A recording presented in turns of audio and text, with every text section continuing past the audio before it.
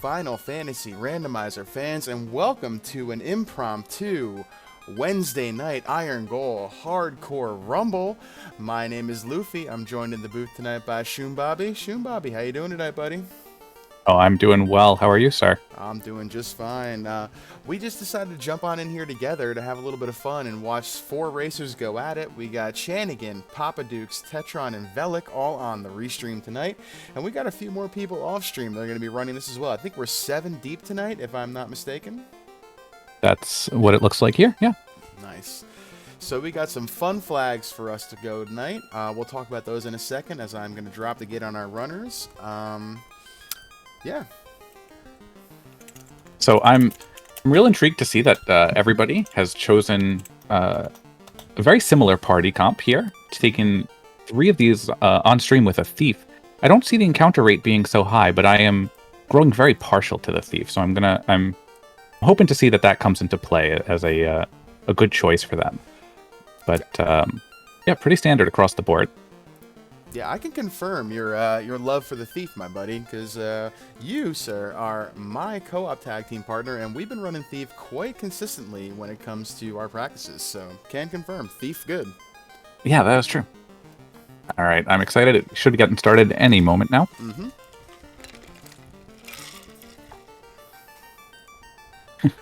Thank you, Rich, for intentionally changing to avoid copyright. We are getting ready for our rumble here. All right, it looks like our first streams are up. There we go. Checking some magic right away. Yes. Fire 4 and Fast 8. Yeah. Alright, Fast 8, pretty good right there. My knowledge of Spellcrafter, which is what we're playing with tonight, one of the fun flags we got going on, a little basic, so to speak. I know Fast 8, though, is going to be quite good to have at an early level. Right, my understanding is that the higher the level attached to the spell, the more likely it is to be an AoE version of that spell. So I believe we have like a Fade 6 here, which Fade is already AoE, obviously, but the Fast 8 is going to apply fast to all members. So it's gonna help everybody buff up real quick when we get to the matches. I just saw a Pro Ring in Corneria. Yeah, Pro Ring plus 4, I think I saw there for about 4K. That's pretty good. Housing market, little expensive, over 2K. You don't like to see that. Looks like a quick encounter off the reset. Nobody taking a black belt here, so that's not going to matter so much on a grind. But we see Chanigan kind of just ignoring that, and everybody else maybe taking a few levels. Yeah, Chanigan just heading right on into Temple of Fiends. Going to go give Garland a hello.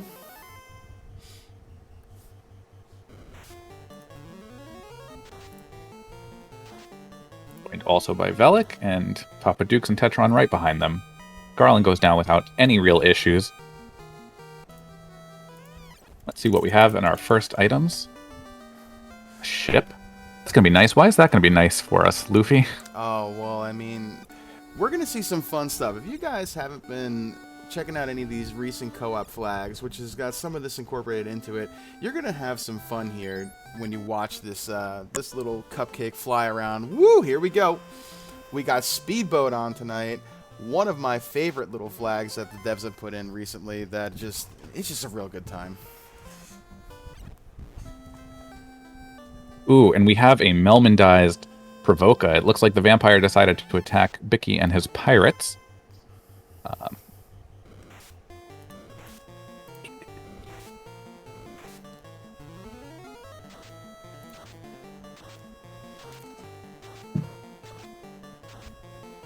Those seem to be going down without any issues. We don't have unsafe pirates on. I believe that those are just pretty standard right now. Yeah, I think that those are just kind of normal pirates. And we get the canal from Bicky. So ship from, I believe that was the king, and then we got canal from Bicky. So it's a little bit different.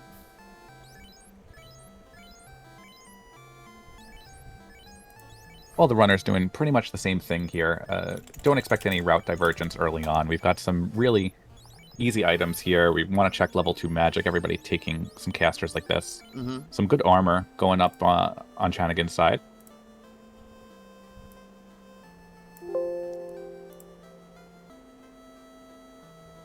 See what these shops have for us today. Cure 7. Not bad. Acting like Cure 4. Really cheap gold bracelets, too. +4s for less than 9k. That is pretty sweet. Oh boy, Kill 8. I'm hoping people recognize how extremely powerful Kill 8 is in the Spellcrafter. Mm-hmm. That can do a lot of work for people.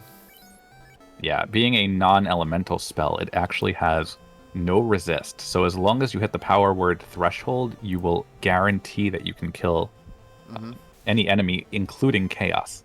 So if they don't have money for it, definitely come back to pick that up, because even at the 300 HP threshold, it's going to get you through some early stuff.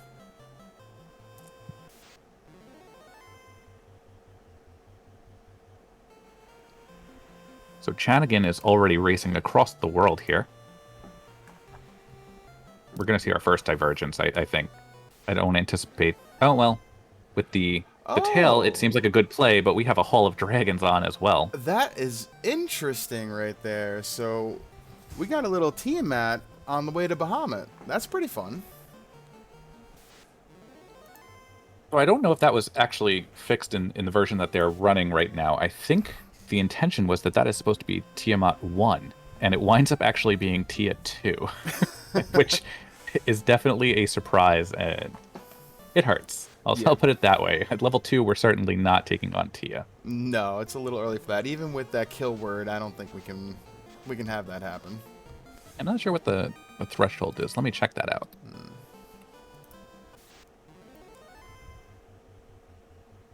Yeah, the power word threshold is still only 300, so if it was quad Xable, it is kill 8able.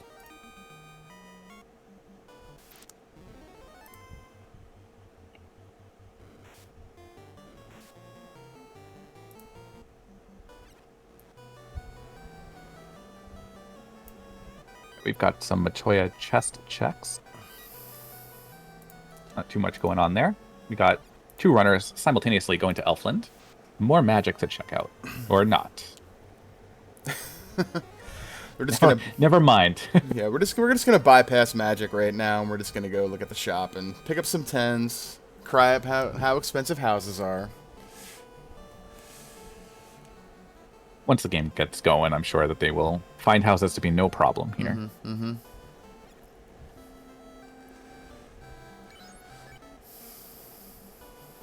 Over on Tetron's side, look at how lush Melmond is when the vampire doesn't attack it. It's always introducing an item shop. It's always such an interesting looking town without the vampire having destroyed it. It's taking 30 years of memories and undoing them.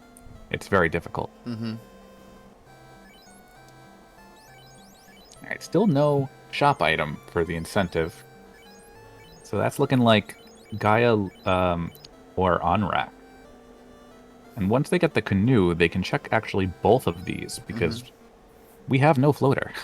So the entrance to Gaia now is via a mountain pass off of a short river by the Lefane Pond.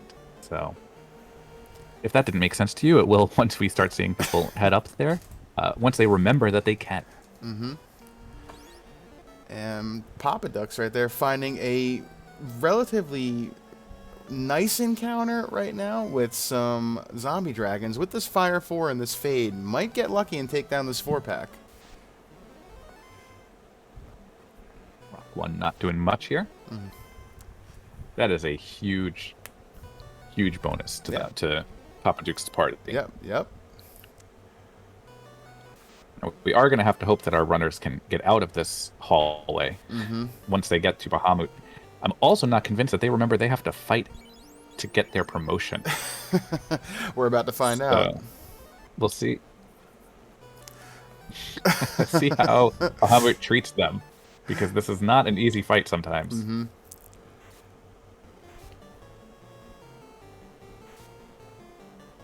Yeah, good luck with that kill 8 going off. Yeah. He definitely will have more than 300 health here.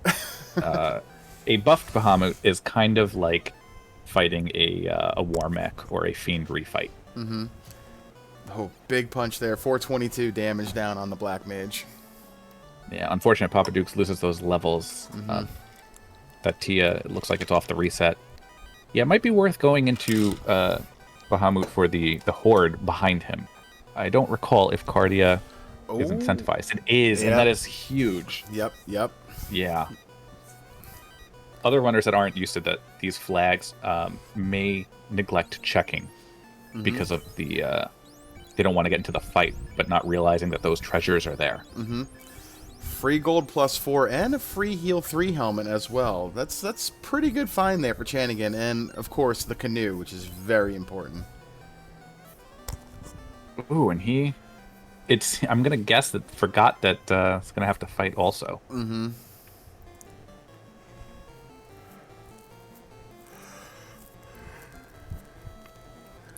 Let's see where our other runners go. They're kind of limited without this canoe, so they might be funneled into the Hall of Dragons pretty early on, and just pick up some of those treasure chests. But they do have the option of going towards the Melmond continent, perhaps Marsh Cave, Northwest Castle, if they find a crown.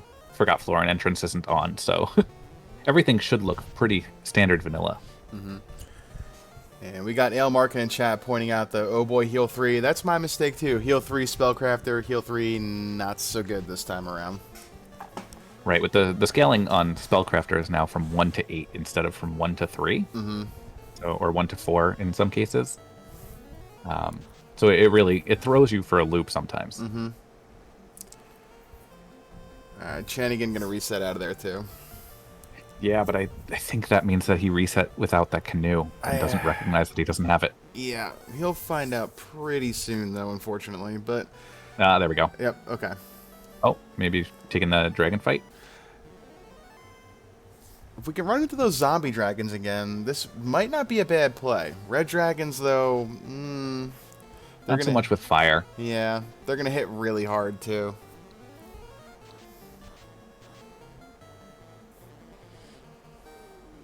Poppadux making a play to Crescent Lake to get a free item. I don't blame that play. But those look like some very confused old men. Somebody get them their meds. They're off them right now, walking around. Carrying musical instruments, it appears. So the sage with the lute, we have one of the keys to our 6-piece puzzle.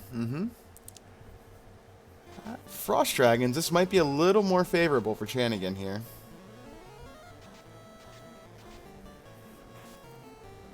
Velik at Onrak. Looking for the key item, it looked like.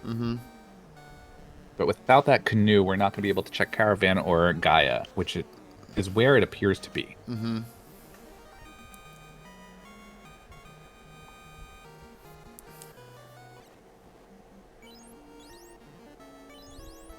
Tetron. Oh, no, it was actually at Onrak. I missed that. It was the crown. So Tetron and Velik finding that crown. Gas dragons here, a little less friendly. Chanigan going to try to just take some fights here and gain a few levels. Probably not the worst idea in the world. I don't think he saw the frost dragons yet to know that they are part of this table. Well, if you know Hall of Dragons, you know that they're part of the table, but unfortunately have to stumble through all of these. Yeah. He did see them, but I wasn't sure if that was off a hard reset or just a reset, because he might be digging for them. Alright, so red dragons off the hard reset. Second encounter, frost dragons? Okay, zombie dragons.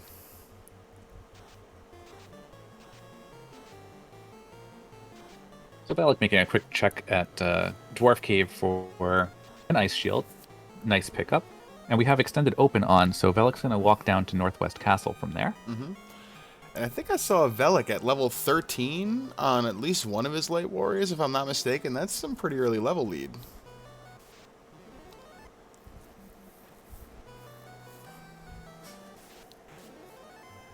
Yeah, so we're going to get to see what this crown turns into pretty quickly. An herb. How very vanilla. Oh, no, actually, the Astos gives the crystal, right? Yeah, crystal, and then Matoya gives the herb. Yeah. All right, so we're cutting out the middleman. Yeah. A little French vanilla.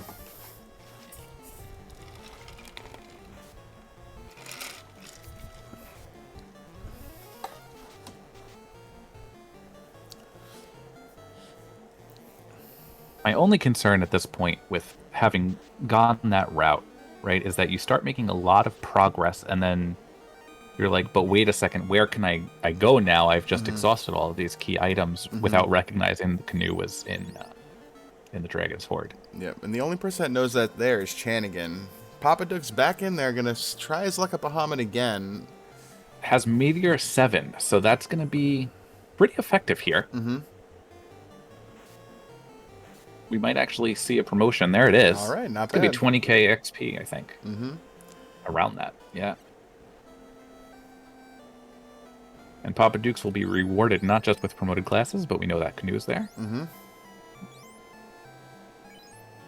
Kind of curious how so many people skipped Elfland Magic on their first pass through, because that meteor is a big find. Yeah, it's maybe they just didn't have the money. I'm not really sure.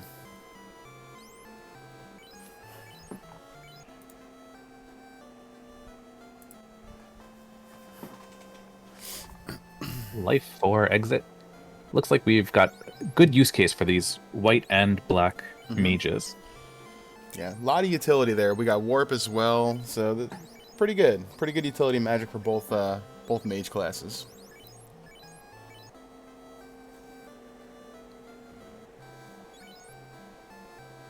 Ooh, Halt 8. Also quite a nice spell. And Temper 8. Wow, okay, we got level 4 black is loaded. Thinking once we get going, it's gonna exponentially increase the pace here. I wonder if any of our runners are going to recognize the power of Halt right there. That can literally stop a fiend from swinging at you in its tracks. Now, I didn't know that, so I am excited to find that in my Spellcrafter seeds. Alright,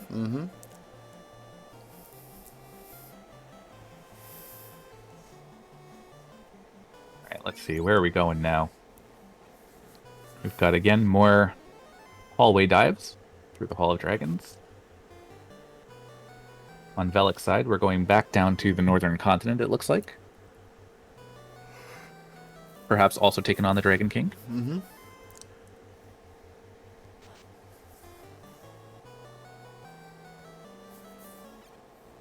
Which is really nice, right? Because if they find their strong spell magic, now they're like, okay, I'm confident I can promote. Then they were kind of like directed to turn in the tail, and they'll find that canoe.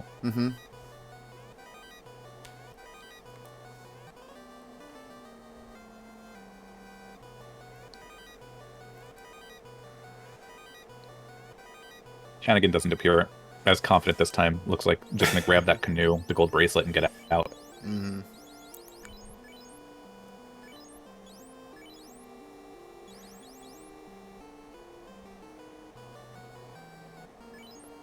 Oh, wait. Oh. He's going to go for it. He's going to go for it. I mean, that Meteor 7 is going to help him out if he can keep the Black Mage up. Right. Wow, Velik is doing work over there. Getting some levels in the hall. Tetron not too far behind on levels either, based on that HP pool. Yep.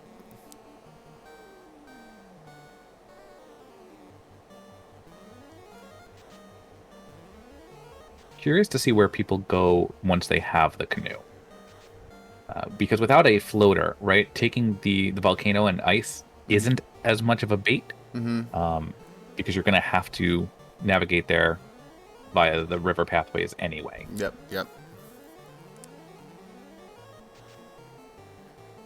Ooh. Bahamut having glare, not only going to punch you really hard, he's going to look at you nasty and make you die too. Must be taking lessons from my wife. Alright, Chanigan punches through. Not bad.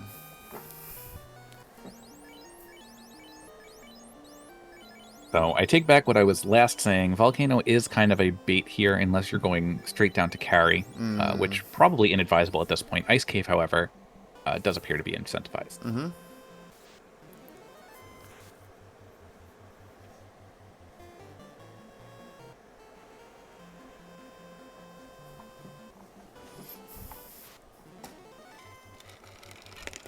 So what are we hoping for as the seed goes up a little bit more? Do we want them to have an easy time, a rough time, a swingy time? I mean, it's been a while since I've gotten the booth, let alone with you, Shun Bobby. I don't mind sticking around a while. I'm looking for some trolls. I want to see these runners work a little bit. Let's have them not be too easy tonight. This is Irongol after all. It can't be too smooth sailing for him.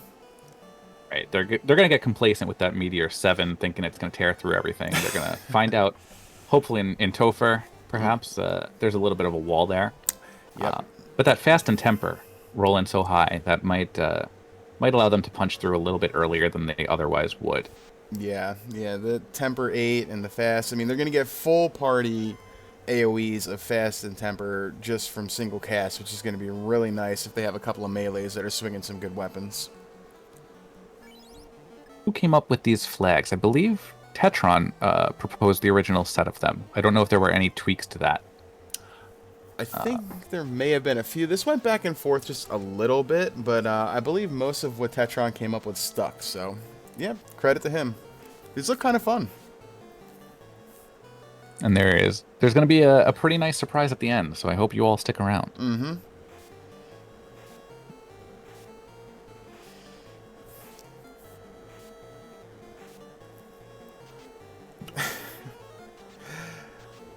Velik going around in a counterclockwise or a clockwise circle, talking to every sage, and the last one he talks to is the one that has the item. Doesn't that always happen that way? I suppose, but I also suppose if I got the item, that would have to be the last one I spoke to, because I'm not talking to these sages just to pass the time. We do have a waterfall dive on Chanigan's side. Ooh, interesting. On Tetron's side right there, did you see that? I did not. So, I see a katana in his inventory. The katana, it was giving a little bit of a description of the weapon, the attack, the crit, and all that. Underneath it, it said cast cure 7. Ah. So yeah, so we are running with Weaponizer. Yeah. Which is another wonderful flag and randomization generated by Tetron, one of our runners, and really a strong dev for the community. Put a lot of work into these randomizations that can apply to the weapons and kind of generating all of these new things that weren't in the game, or even ones that were in the game, kind of reassigning what they do. And so that katana with Cure 7, it's going to be pretty nice for a ninja to be able to support you after it's done slicing and dicing.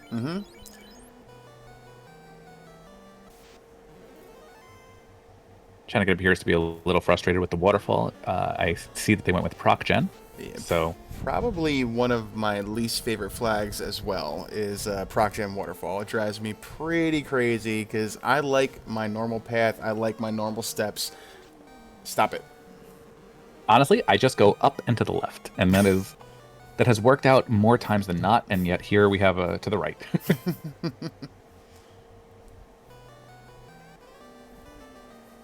All right. Robot with the crystal.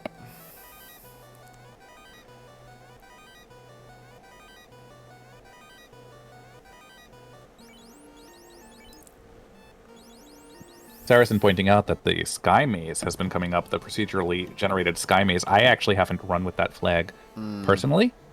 But yes, I can imagine that is extremely frustrating. Yeah, it's not the best either.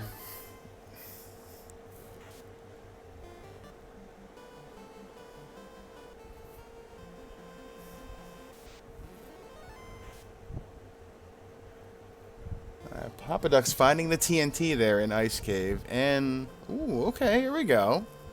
A single Agama. So it appears that we're on A sides. Yeah.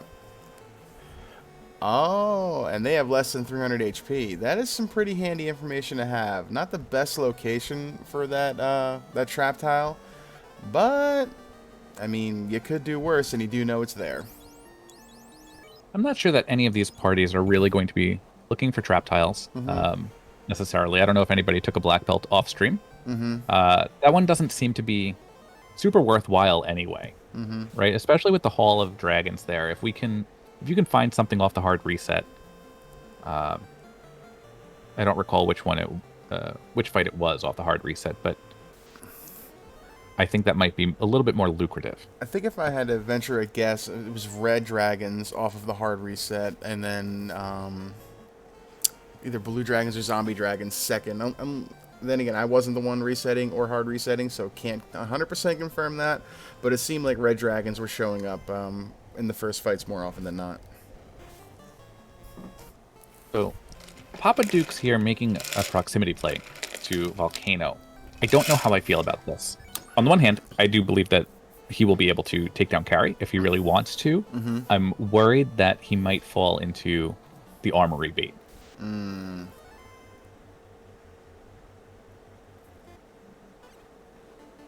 A nice find now that you have a knight. Mm-hmm. Chanigan turning in that ruby for us.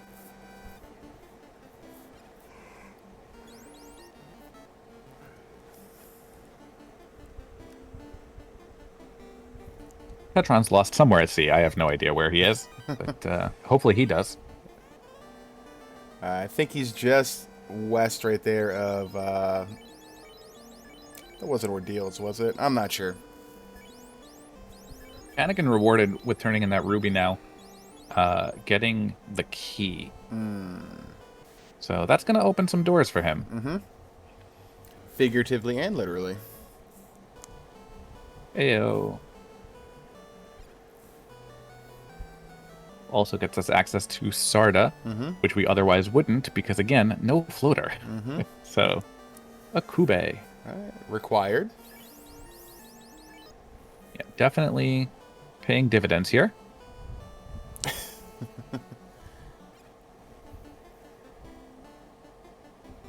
I will dad joke as often as I want. Thank you, chat.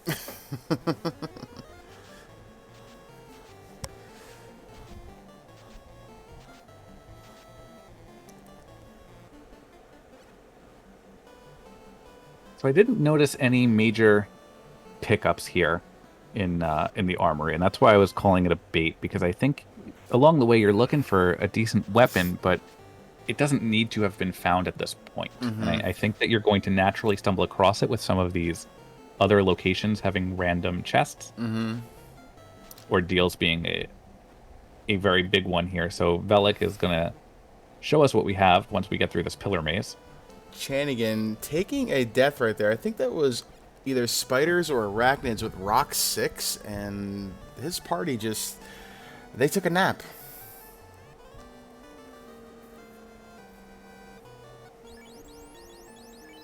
You had the opportunity for a dirt nap with a rock being cast. Come on. It's very Flintstone of him taking a nap on that pillow rock. Now there's a dated reference. You know, I wonder if any of my students actually know who the Flintstones are.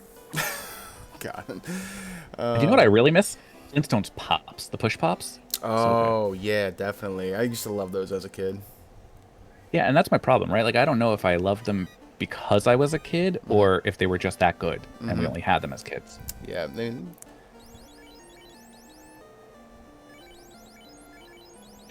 Need some sort of filler here. Finding some shiny nunchucks. That's nice. Flintstones vitamins, I do believe they exist, yes. Yes, they still exist. Can confirm. And Ordeals giving us a rod. Okay. Ordeals also required. Which is an anagram of the first 3 letters of Ordeals. So that was nice of them. Fun facts by Shoom.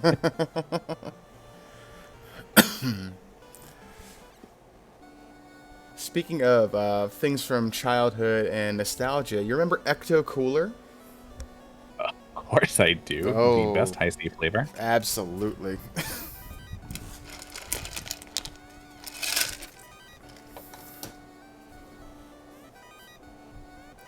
We've got some Corneria locked check, and we find a chime. So we have a cube and a chime, I believe, on Chanigan's side. That opens up our Mirage Tower and Sky Fortress. Yeah. Well, or Floating Castle. I don't know. What do you call it? Mirage and Sky is usually my 2 go-to words right there. Works for me. Poppadux making a beeline for carry, trying to light our first orb on stream at around I believe the timer's a little bit off, but we're going to say 27 minutes-ish. Yeah, I think we're maybe 2 minutes or so behind, so yeah, well, less than 30 minutes. That'd be a pretty good timing to light the first orb right now, though.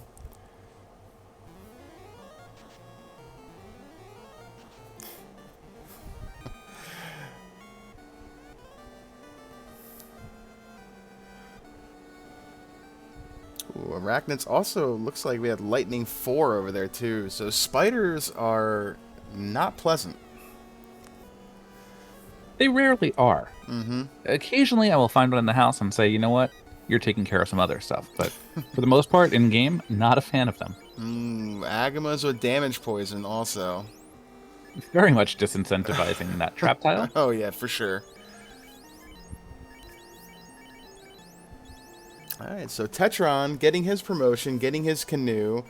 Got some good levels on his Night Warriors as well, so we'll see what his plan is next. Thank you, Rich, for pointing that out. I did miss it looking at some of these other explorations. We have a Maxmune, or Maxamne. I don't know how we're going to twist that into a name. But anyway, Chanigan has our Massa version as an X. Mm-hmm.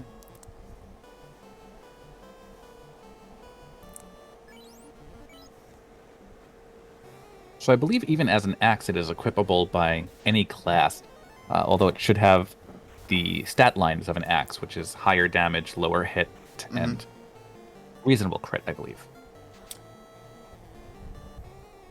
Yeah, I think we'll... Maybe. And I want to say that when... And it could just be different flags, I'm not totally sure. When I found one of those axe munes in a seed a few weeks ago, I could only equip it onto my knight. Not even a fighter could use it. So, maybe. I'm not sure. Really? That might have been an axe cal, which we may see here also. Yep. It was an axe cal. You're right. So we do have Poppadux with around 30 minutes, taking down our first fiend, lighting the fire orb. Doing a little dance outside of Crescent Lake for us. We have Velik taking down the vampire. Now that we have a rod, it seems like an okay play to go down towards Lich here. Again, I don't care to dive Earth and Volcano if I can help it early on. How many of those chests are a bait? And honestly, I don't want to deal with these encounters. Let's get some levels. Let's have them run from us. Yeah. But I believe Velik is a newer runner to our community. It might just be some of those old habits that you get from when you first started playing the game and you know kind of the pathing that you want to take. Earth is just first in the mind. Chanigan finding the bridge boss at around 32 minutes.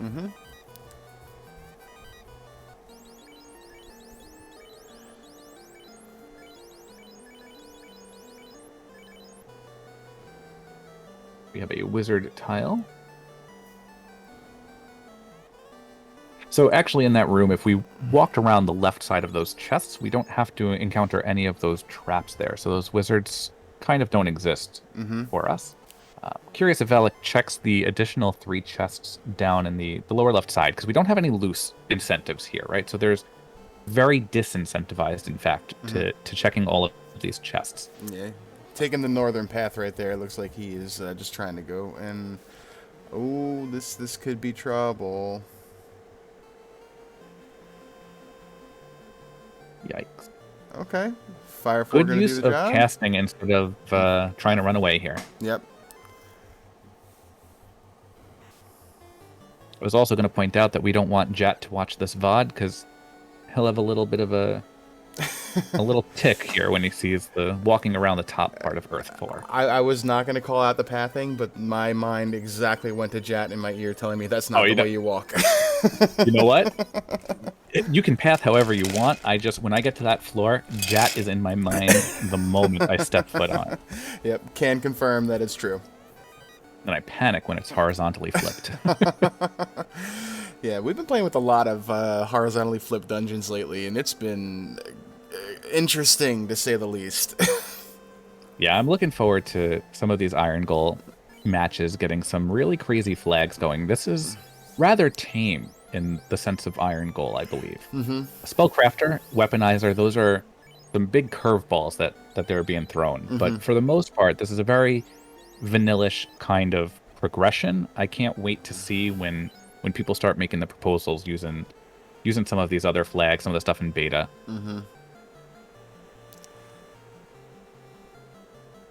Velik taking down Lich, getting his orb lit, as Tetron going into Castle Ordeals. So Castle Ordeals, as a reminder, we had the rod there. I don't believe there was anything else of major note in terms of items. So this is just going to be take a few minutes, Tetron, get your stuff in order.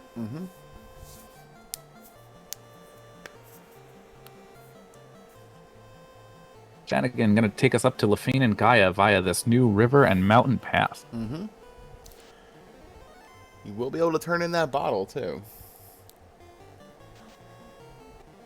And Grigglypuff in chat calling out Poppadux.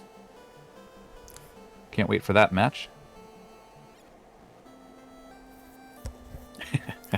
Yeah, it is confusing to go to Melmond without the vampire having ravaged it.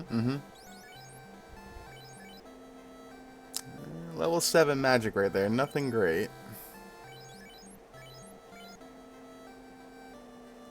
We have the Gaia shortcut, too. Yep.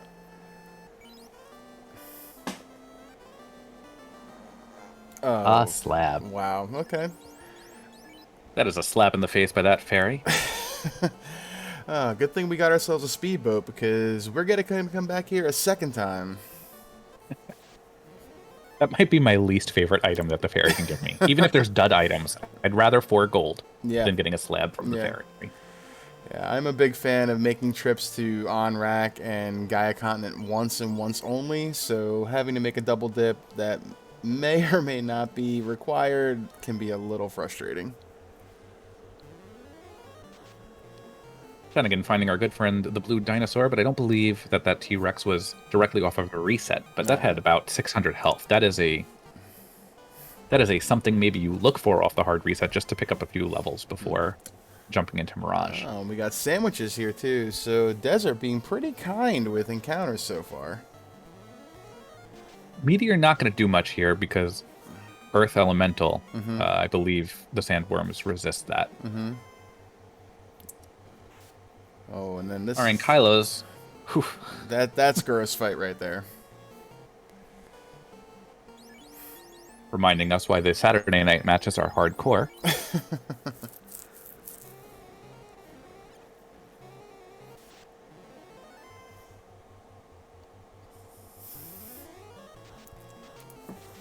So everyone seems to have a pretty good handle on what they want to do right now. It's just a matter of going through the motions. Execution is going to be a large part of how they finish at this point. And how wild can Topher be? Which, again, I'm excited for. Oh, yeah, for sure. Now, one of the flags I'm not sure that our runners either know about or cared enough about to check yet was that we have hints on the bats in the Temple of Fiends. So they can give us an idea of what these second-level fiends are going to be doing. Chanigan not even going to check any boxes on his way up to go say hi to Tiamat. Just going to go. Got to imagine he at least checks the greed chests on Sky 3. Still looking for... Well, no, he's got the Maximune, so he's gonna have a weapon for that night. Yep.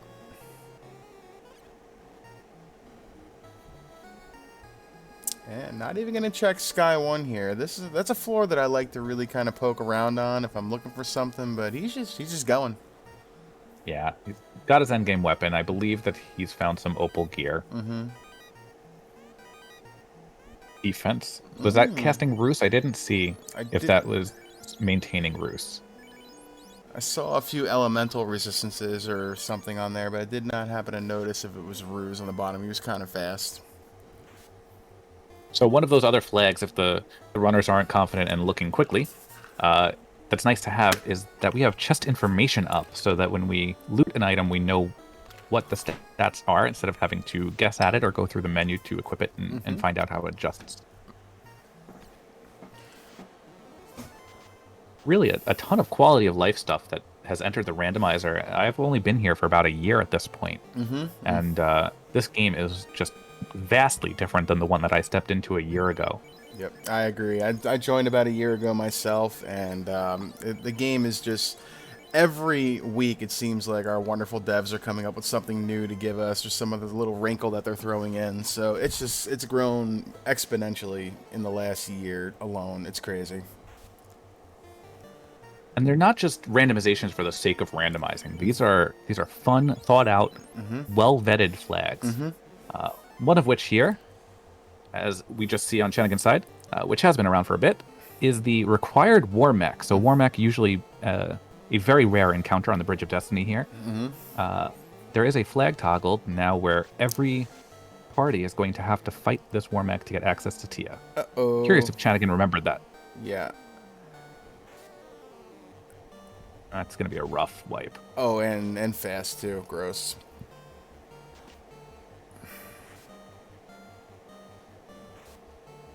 Well, if it's a punchy war mech and we've got some evasion stacking. And got through that crit. All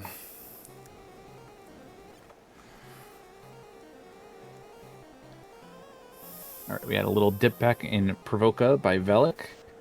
I believe pick up some gear. The gold +4s there in Provoca, so probably went back for those.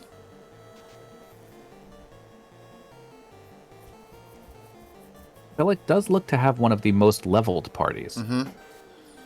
So still no promotion either, too. Yeah, not going to have a hard time once he gets going. He just, I believe... Oh, no, he does have the canoe. So I'm unsure of where he's looking to progress here. Talking to the Hooray Dwarf, though, definitely gets bonus points for style.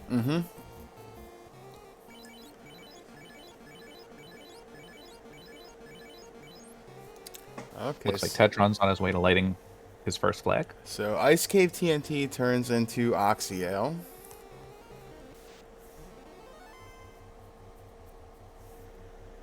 Going to be useful if we can find Break or perhaps one of the alternative forms like Crystal, which is the ice elemental version of Break.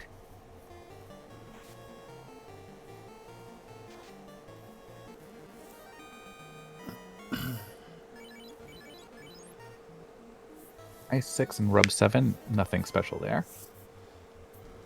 Wall 6, not a bad spell there. Haven't come across any ribbons yet.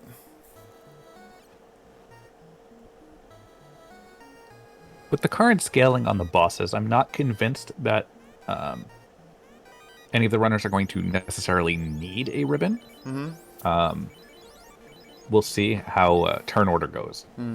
I think actually Poppadux is going to be in one of the better places for taking down the fiends on the refights, at least because of the double black caster. I'm not sure if any of the others have found the same weapon that Chanigan has.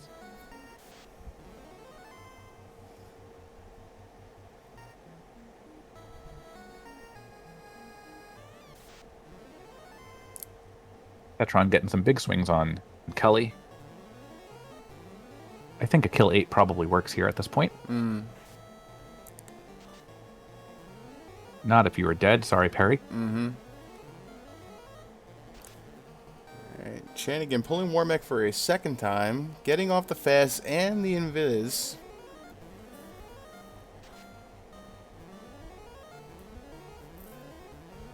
That group temper is huge. Yep. I almost never want to play without Spellbook at this point. Yeah. Knowing that that sort of thing is in the pool.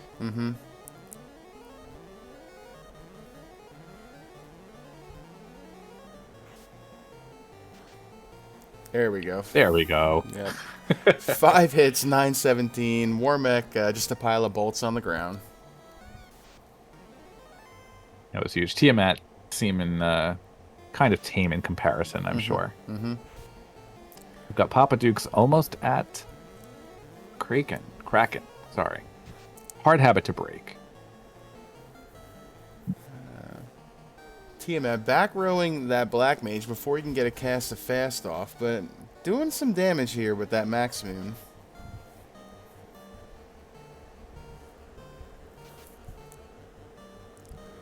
Oh, no.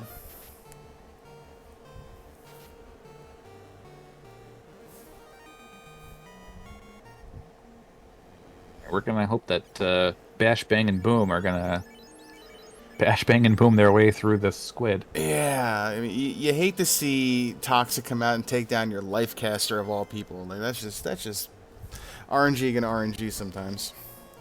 I feel like a commentator cursed that with the dismissing the ribbon. Kind of forgot we have to actually get through the rest of the game before we do the Fiend refights. Yeah, I mean, I wasn't gonna say anything, but, you know. But I did. I did enough for both of us, and that's fine. On the plus side, even if the Fiend refights are a little rough on them, we do have a short Topher coming up. So it's not going to be resource heavy. It might just be a couple of resets.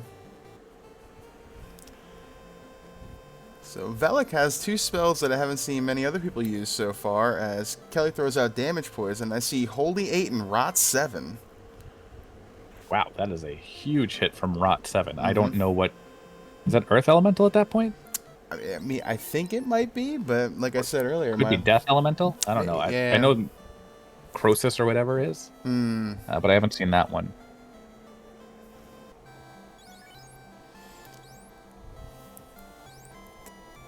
Rich Bork in chat, AoE fast and temper is almost like cheating. Not, I mean, you know, you can look at it a few different ways there. I mean, some see it as cheating, some see it as gamesmanship. I like it.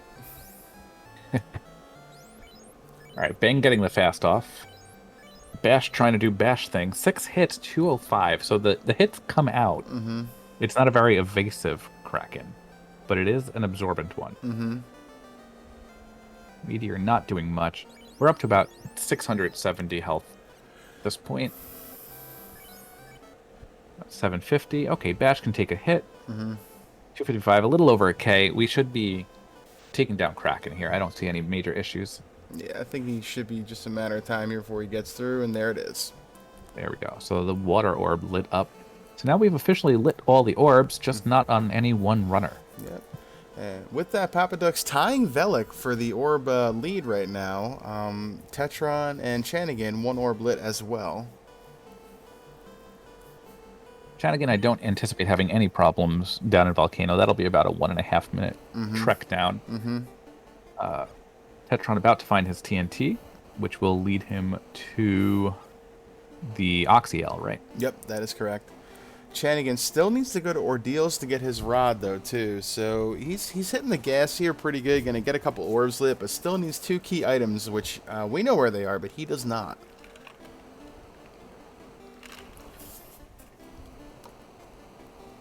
So Pete swinging that katana wants to take this Agma. I'm not sure that Tetron is aware that the Agmas have damage poison. And certainly hoping not to find out. Yeah.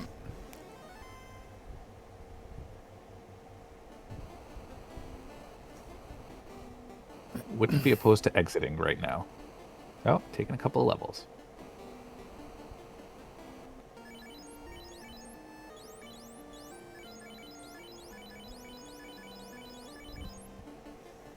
Alright, Velik is getting confused in the waterfall, as did every other runner.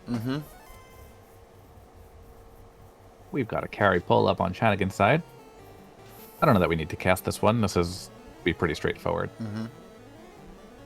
Fasting some individuals, swinging some swords, invising some bodies. I'm curious because I don't know, and I don't know if you know. Is Invis 8 actually a higher stack of evasion than Invis 2 otherwise would have been? You know, you and I are hanging out too much because I was just thinking the same exact thing. I want to say that it does maybe 2 stacks of Invis, kind of like Ruse, but that could just be my wishful thinking of what I hope it does. Right, because, I mean, with Carrie making the miss on that swing after only one cast, it feels like it must be a higher evasion. Yeah, and Warmech did the same thing when Chanigan got the cast of Invis 8 off as well, missing on the Thief in the first battle that literally should have gone down in one shot. So I feel like it has to do at least 2 stacks, maybe even 3 at a level 8 spell. I mean, I'm not sure. Maybe we'll have to roll up the seat a little bit later and test that ourselves. Yeah, it sounds like a plan. Be a more informed commentator for the crowd, for the people. Everything for the people, absolutely. Saracen confirming for us that it does much more than 40 evade. Yeah, it makes a lot of sense. So now I'm really liking Poppadux's chances here coming in high, because two black casters getting the fast, the temper, and that Invis 8 all off with that white wizard also. That's going to be just swing. Yep.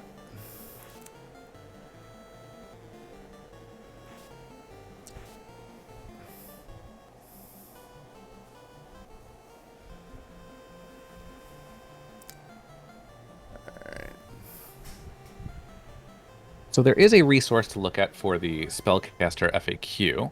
I don't know, was Invis part of that? I don't see it as like the specifics there, but as I just linked for members of the chat, that is our Spellcrafter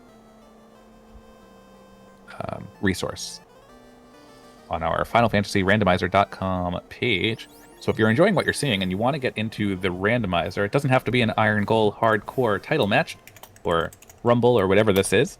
You could just hop on in, play a beginner flag set, feel out some of the flags. Come join the Discord, come join the website. It would be a wonderful time. We just got our Duck Derby started, so a lot of new runners are in the community now and learning the ropes. And yeah, it's going to be a good time as we head into the fall season.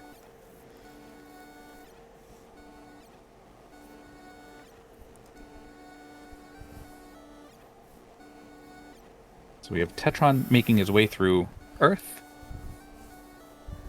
Chanigan making his way through Ordeals. Going to get that rod so that he also can make his way through Earth. And while we're at it, why don't we give our runners here a follow. Chanigan, Poppadux, Velik, and Tetron, putting on a really great show for us tonight. These flags crafted by Tetron, edited by our runners. It's pretty good stuff.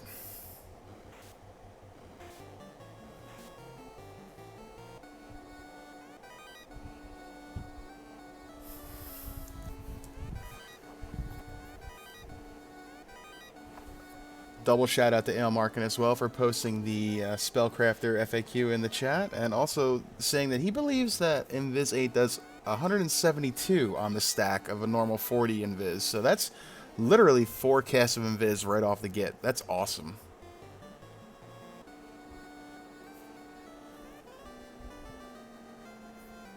All right, we've got another attempt at a Kraken. Holy 8 coming out, 224. Hit sword, not too badly. Seems odd not to have tanking.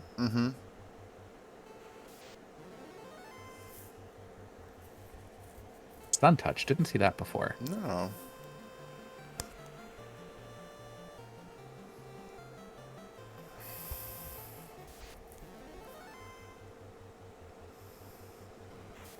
Nothing out of the ordinary on any of the runners right now. We're still just kind of going through the motions.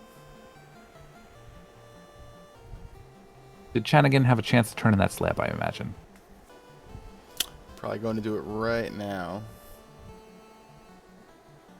This will be new. We have not seen this yet. These dang giants would get out of the way. Ice 3-2, gross. Yeah, so I saw that and I jumped a little bit. I was like, oh, that's a scary spell, but it's not in Spellcrafter. Yeah. Ice 3 is kind of an inconvenience. Yeah, but he's still doing a little over 100 damage, which is annoying. Oh, looky here. The Axe Caliber. Okay. So now we'll see if your theory is correct that anybody can equip the Max Moon, because he should be moving that Axe Caliber onto the knight at some point.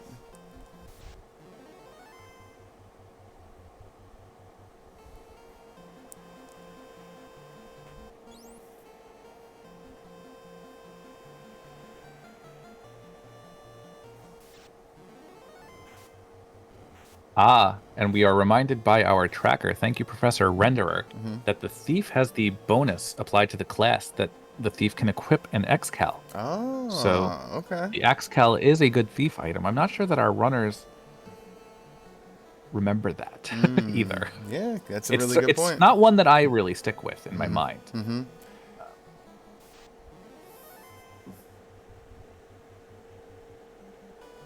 Especially with Weaponizer, you start to get a little confused at just how random some of these things can be. But hopefully our runners are a little better at keeping track of this sort of thing than I am, and get the appropriate equips on, because that will make this even quicker.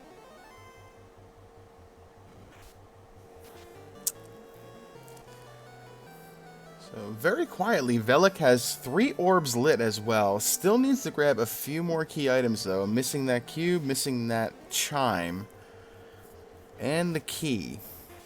So I believe we're picking 2 of those up right now, right? We have the key from the Titan. Yep.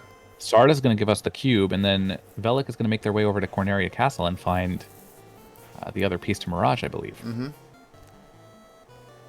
Yeah, I don't see him detouring and going down to like Marsh and picking up that adamant or anything else. So he could very well be in go mode in about 5 minutes here.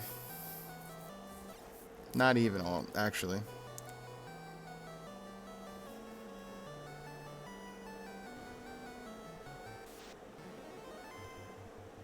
Have been promoted here.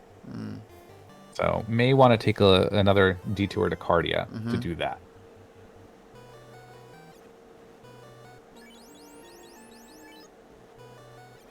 As a newer runner, I know that it was very difficult for me to want to dive into the Temple of Fiends with a slightly underleveled party, or if I didn't have like optimal gear. So I'm curious if Velik is willing to take that risk here, because he's definitely in a position where if he's willing to take the risk and it pays off, I mean, it will pay off in spades. If he takes the risk and it doesn't pay off, he's still not that far pushed back, right? Like it's not a very deep Topher.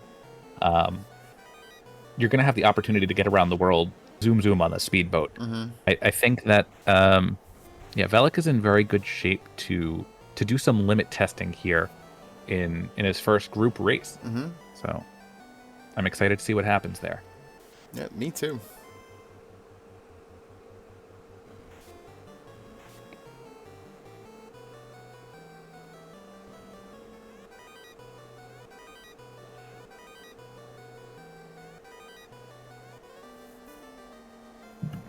So Poppadux lighting his Lich Orb, or I suppose the Earth Orb.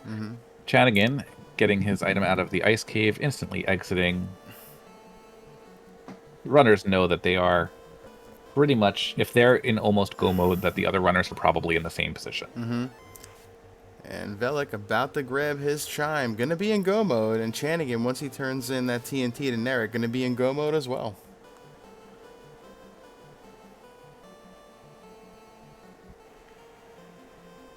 So Chanigan still has a couple of orbs left to light. But I do like the dive to Kraken a little bit more than I do to Tia. In this case only, because we have this war mech that, I'm not sure that the runners are taking into account necessarily to get caught up in the whole swing of things, to be like, oh yeah, that's right, there's a war mech here. Or maybe they are banking on the extra levels from a war mech, which is something that some party comps go into thinking that they're going to do. Poppadux as well, picking up his chime, also now in go mode.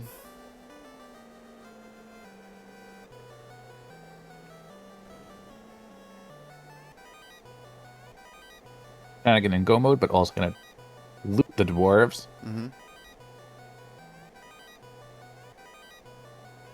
Although I'm not... Oh, well, there it is. Oh, there's a ribbon. Okay. I was going to say, I'm not sure what he's hoping to find. He's got pretty much all the gear he could want. That is literally the only thing I think that he was hoping to find. And in that last box, there it is. Yep. That'll work. No more boxes for Chanigan. A little concerning. I didn't see it on anybody else's stream, despite us having seen some TNT turn-ins. I don't think anybody else checked it. I mean, there's some easy chests in there. I mean, you got 8 free boxes, essentially. I mean, I don't know. I got a box opening problem, though, so I would have opened them.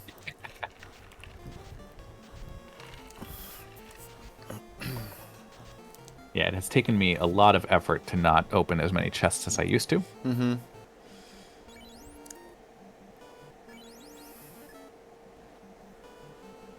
We have another dragon fight down on Velik's side. Yeah, he's going to do that promotion you were talking about. And this time I think it's going to go a little bit better than it did in the first 10 minutes. Yep.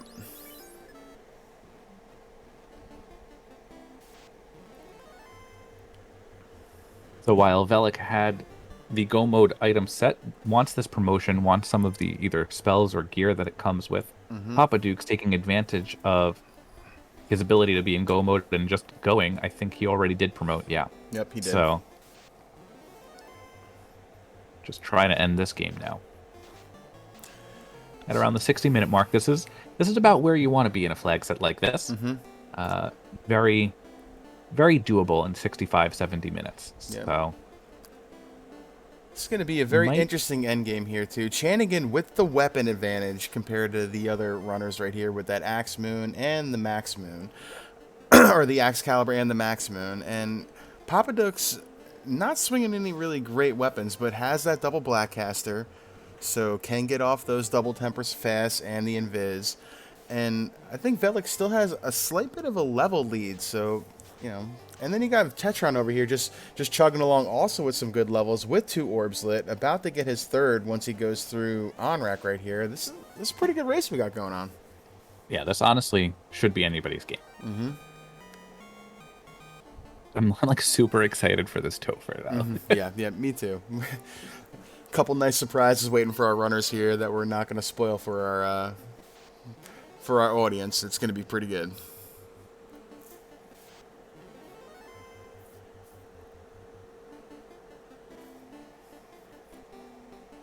And also the benefit of taking the promotion at this point, the Hall of Dragons doesn't really pose a threat. It poses extra levels. So already taking that level lead and pushing it a little bit further. Yep, level 20. I would say 24 would be a really solid place to leave this. Yeah, I agree. Or even maybe 22 we leave the hall if you remember that we have a Warmech that's required. Because that's likely going to push you over. Oh boy. Okay, Chanigan just gets away right there. Those Lightning 4 Arachnids just playing dirty today.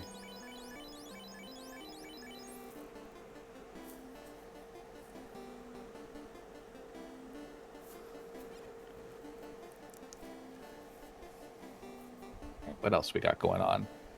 Just sort of walking through a sea shrine, walking through a tower in the desert. Getting some levels in Cardia. Yeah, it's just, you know, chilling out, having a good time. Yep, each one of our runners got a plan, and they're all executing it. Gershark Big Eye, one of my favorite XP Pinata fights.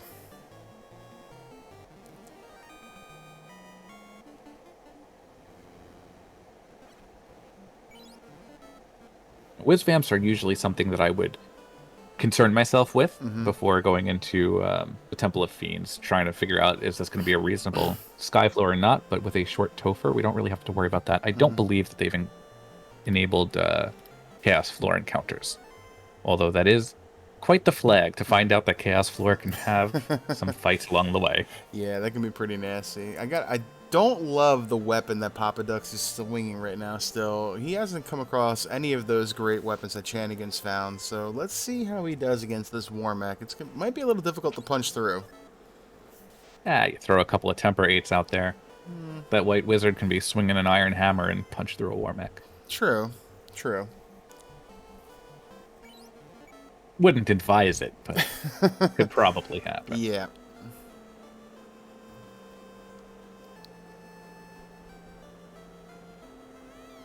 It doesn't look like Poppadux picked up Invis 8, or if he did, doesn't recognize its value here. He did, but he's throwing out an Exfer that lands. Okay. I'm not sure. Fire is not going to do it even with the Exfer. Yeah.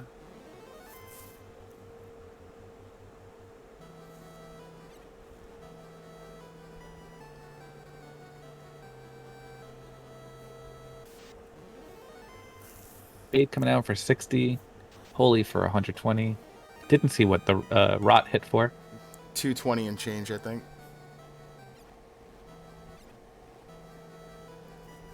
Gonna be close. Yeah. Probably could get away with it, but should definitely have been throwing out that Invis 8. Yeah.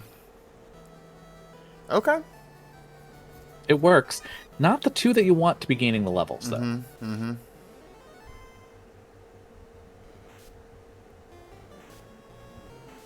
Warmech is usually a pretty good indicator to me about how the Fiend refights are going to go. Shares the same skills, has a very similar stat line.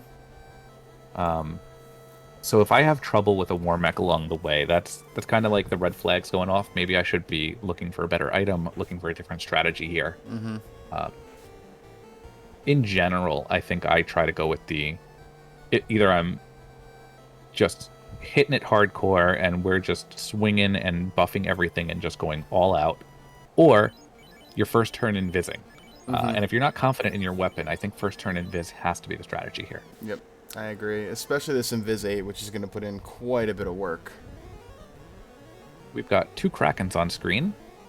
Chanigan and Tetron both pulling it at the same time. Yep, and we could possibly have 2 Tias on screen at the same time as well, as we got Velik on the Bridge of Destiny. Just got to get through Warmech and these Metal Slimes. Tetron first to take it down. Tetron's got some good gear too, it looks like. Yep. And the levels to back it up.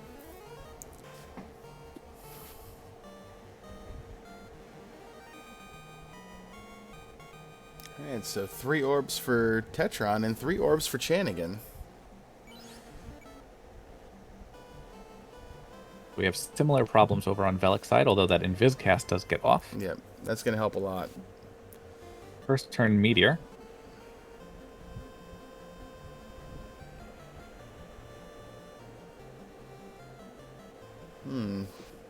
Yeah, those weapons are a little rough. Yep. Chanigan with the distinct weapon advantage, I think, right here. Although, somewhere along the line, he picked up a Saber Gauntlet. That'll help. Some good heads-up thinking to say, you know what, I'm not swinging hard enough, but I'm going to hit it. And as long as this thing doesn't do something like that, you're good. As long as it's not cast-heavy. Speed 6. Man, Warmech is showing all the spells that we didn't see. Yeah. Tetron picking up his concrete. See, like, I'd like to think that that's, concrete that's kind of like, from Shake Shack, one of those really thick milkshakes, and he's not eating just like a pile of rock. But, I mean, it's the Titans, so you never know. That is a good idea. Although I'm curious how many people that reference misses. Is Shake Shack an East Coast thing? I think it is. I mean, you're East Coast like I am, and then we have them. Well, I mean, I've been to the original one. Well, so yeah, me too. So I know. Yep. Yeah. But I don't know that everybody will have. Yeah, Steak and Shake or In and Out. Yeah, They're pretty We're similar. gonna get into a burger wars here. Steak and Shake, pretty similar there. Actually, never had a Steak and Shake. Oh, Chanigan. Culver's concrete. I take it back. Chanigan looks like he has all 4 orbs lit. We must have blinked and missed him kill Kelly. That is true. That is a very quick one. I do recall saying it would only be about a minute and a half. Yep. I remember you saying that as well now. Aegis Shield +4 there, so we're going to have a nice piece of gear for both the Thief, and we're going to have one for the Knight. That heal helmet as well. Nice. It makes not having a second ribbon not the worst.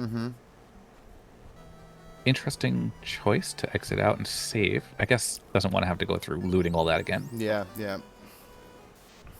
Banging a drum instead of a loot. Kelly 2 coming out first. Let's see what we got here. 2 hits, 59. That's an absorbent carry. We have about 300 damage on it.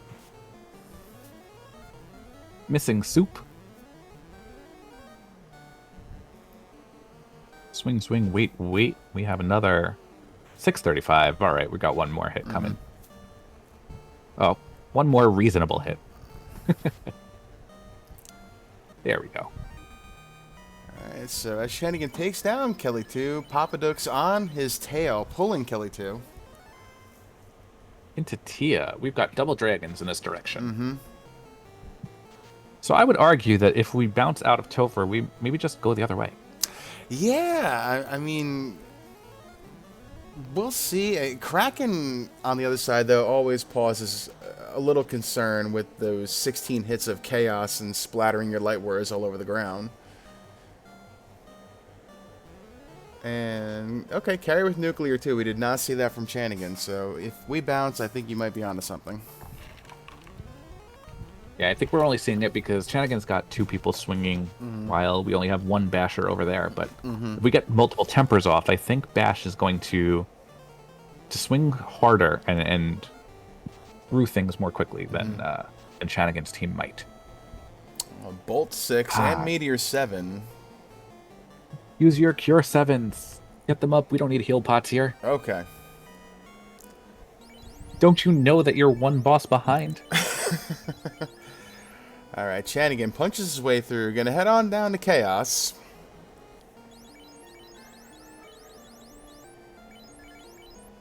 Good switch of Ribbon to the main damage dealer and putting it in the 3rd slot. Psych, it ain't Chaos. Watch out now. Alright, so right here we got ourselves a fun dead pack. 4 Phantoms, 2 Lich 2s. We have not seen Lich 2 either, so he might have something, he might not. Meteor 7 is a something. That'll do a little bit of work. Wow, okay. Yes, this is what I wanted. Okay, he looks a little absorbent too. Fast 8 goes off.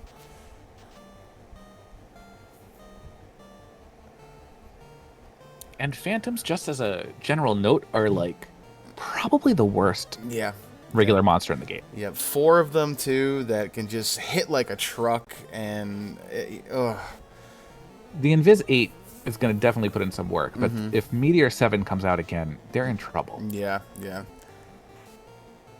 He at 2 is down. Let's see if Bash, Heal, Boom, and Bang are ready for this fun dead pack. So Chanigan looks like he's got pretty full evasion out there with that Invis 8 going out, so only crits are going to get through. Let's see if he can do enough damage. That's Lich with over 1200 HP for sure. Yeah, that's a hefty Lich. Yeah, yeah.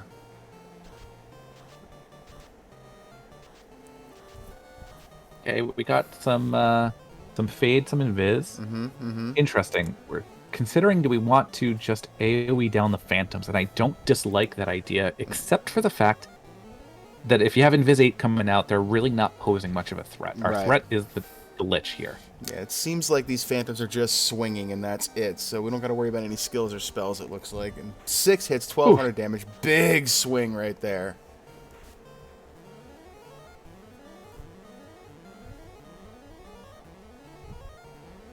Yeah, this looks pretty good for Chanigan here, just a matter of time. Oh, Phantoms have Frost and Heat. Okay.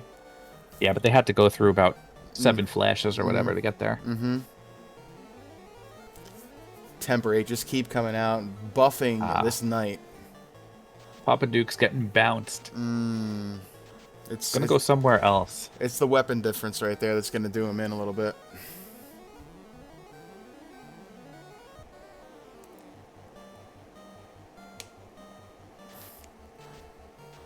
I don't disagree with that play, though. You have all of your stuff. You have a reasonable... I think it's a reasonable chance, right? You get through the first 2 Fiendry fights. Yep, yep. So maybe just picking up a little bit more of the gear. And so... Looks like Whoop is going to do it for us. Yep. And Velik gets through Warmech with 1 Light Warrior standing. Is Tank able to learn Invis 8? I don't think he currently has it, but I didn't see what slot it wound up in. Good game to Chanigan. Yep. Get your taking GGs. down that last Phantom. 1 Light Warrior standing. That was a rough Fun Dead pack, and that is exactly why I wanted to see the Fun Dead. So Chanigan finishing first place on stream and first place overall with a racetime.gg time of 1:12:18. So the timer was pretty good, actually.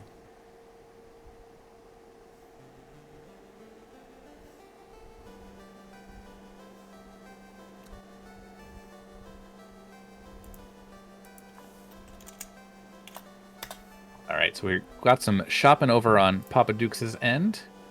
Tetron is going through Mirage, and Velik is somewhere in the sea. I missed where he left from. We've got the stat lines coming up on Chanigan's screen.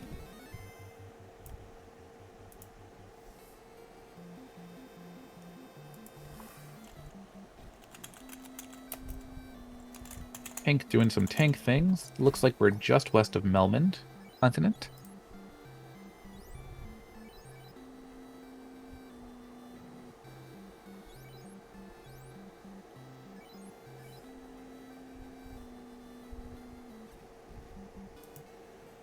We're getting an additional restream of Poppadux over on Chanigan's screen, in case anybody is wondering what's going on there. Maybe I can fix that a little bit. Hang on, just to make it a little more friendly. We got Poppadux in stereo here.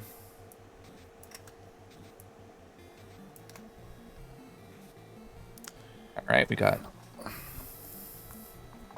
Chanigan inside the broadcast booth. Chanigan, good game. GG's, man. Hey, thank you. How did that feel? Not that bad. The play was to go to Cardia Isles as soon as possible. Mm-hmm. I feel like I got lucky and just managed to get out of there relatively quickly. Yeah, I think everyone on stream chose to go to Cardia first because of that tail. It was too obvious of a play. Mm-hmm. But you were, I think, the only one to notice that you could check for a key item before actually fighting for the promotion. So Yep. Mm-hmm. you got your canoe very early relative to everybody else. Mhm. Yeah. As soon as I knew that Canoe was there, I knew I needed to get the item first, and maybe not promote, but after getting some levels against the dragons, I'm like, yeah, I can beat Bahamut. Yeah. So you picked up something that I haven't seen on our other runners, and I'm not sure where you got it. The Maximoon. Was that in Marsh? No, it was in Northwest Castle. Ah.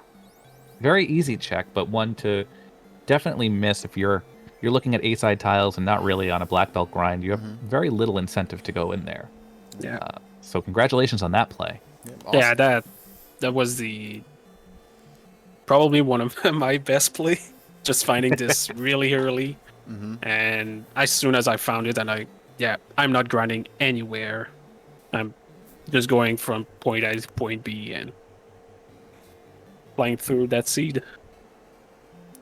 Yeah, Poppadux was right on your heels, literally pulling Tia 2 just as you finished it. Mm-hmm. And great differentiator here, didn't have a weapon. Yep. Mm. Velik, also in Temple of Fiends right here, went right and saw that Kraken 2 had Cure 7, so he reset out. Well, if he doesn't like that Kraken 2 had Cure 7, he's not going to like that Lich 2 has Meteor 7. And Carry 2 has Nuclear, which he may or may not see depending on how much damage he can do. Right, I don't believe Chanigan saw the Nuclear out of Carry. Never saw it. Yep. Yeah, so that was a solid run, Mm-hmm. Chanigan. It was Yeah. At no point did it feel like you didn't have a plan. No, I knew where I was going. It was not straightforward, but the beginning just dictate where I was going. If it wasn't for that canoe, I'm gonna lie, I don't know where I would have gone. But yeah, I feel like my routing was pretty good, and there wasn't any downtime. Just like a couple wipes here and there, like the spiders had that lit those were 4. nasty. Yeah. Everybody was seeing a little bit of Got lit it 4 and by Ice 3. It was twice. pretty gross. Yeah. So now that I'm watching Poppadux right now head down towards Lefane, I have to ask: did you remember that your thief could equip the axe The cal? Excel. Yep. Yeah, but I just felt like the katana was going to do more damage just because of the crit chance. But yeah, I knew, but didn't feel like equipping it. All good. So we'll see what Poppadux does here. It will actually be a weapon for him that he needs. Oh, or did not turn in the slab. Yeah, he's just checking Just magic right for now. magic. He doesn't even have the slab. Life 7. Okay, that's handy. That breaks my heart, though. Quick 3, we got B-side fast right there.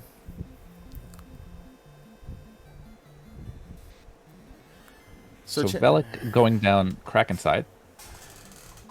Chanigan, while we're watching Velik here pull Kraken again, what are your thoughts on Spellcrafter and Weaponizer? Was this fun for you? Did you see some neat stuff? Oh yeah, I've done a few runs with Weaponizer and Spellcrafter, and I love these flags. I almost always try to integrate them in flags that I build. They're just really fun. Just you need to think twice before buying a spell or weapons, like just to inspect is it really what you need, and especially early game. But yeah, I love these flags. I think Tetron did the Weaponizer. Really good job. I really like that flag. I don't know who did the Spellcrafter one, but yeah, probably like one of my top 3 flag for sure. I believe the crafter of the Spellcrafter flags is somewhere on the resources page for us.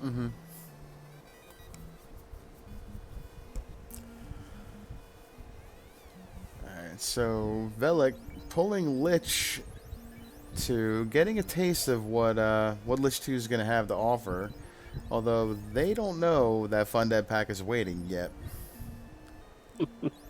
And Pain 5 sends him packing. Unfortunate power word threshold here. I would have loved to see an unlimited power word with that kill 8 at level 2. Would have made this a much quicker final set of fiends. Honestly, at that point, I might have just re-rolled a party to 4 black mages.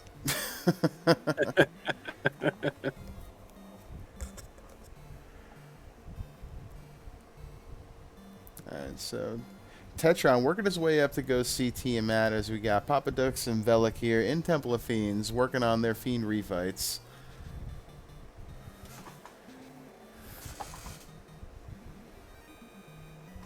Not only are they vying for number 2 slot on stream, they're still vying for number 2 overall. We have no other runners finished yet. Yeah.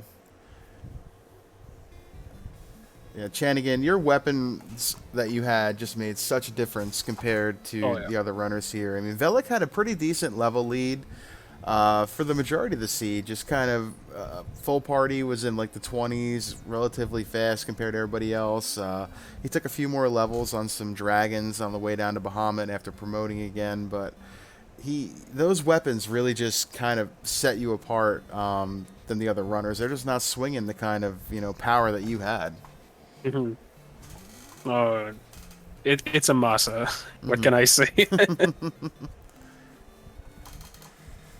would also be helpful if they had more walling capabilities or ribbons. Yeah.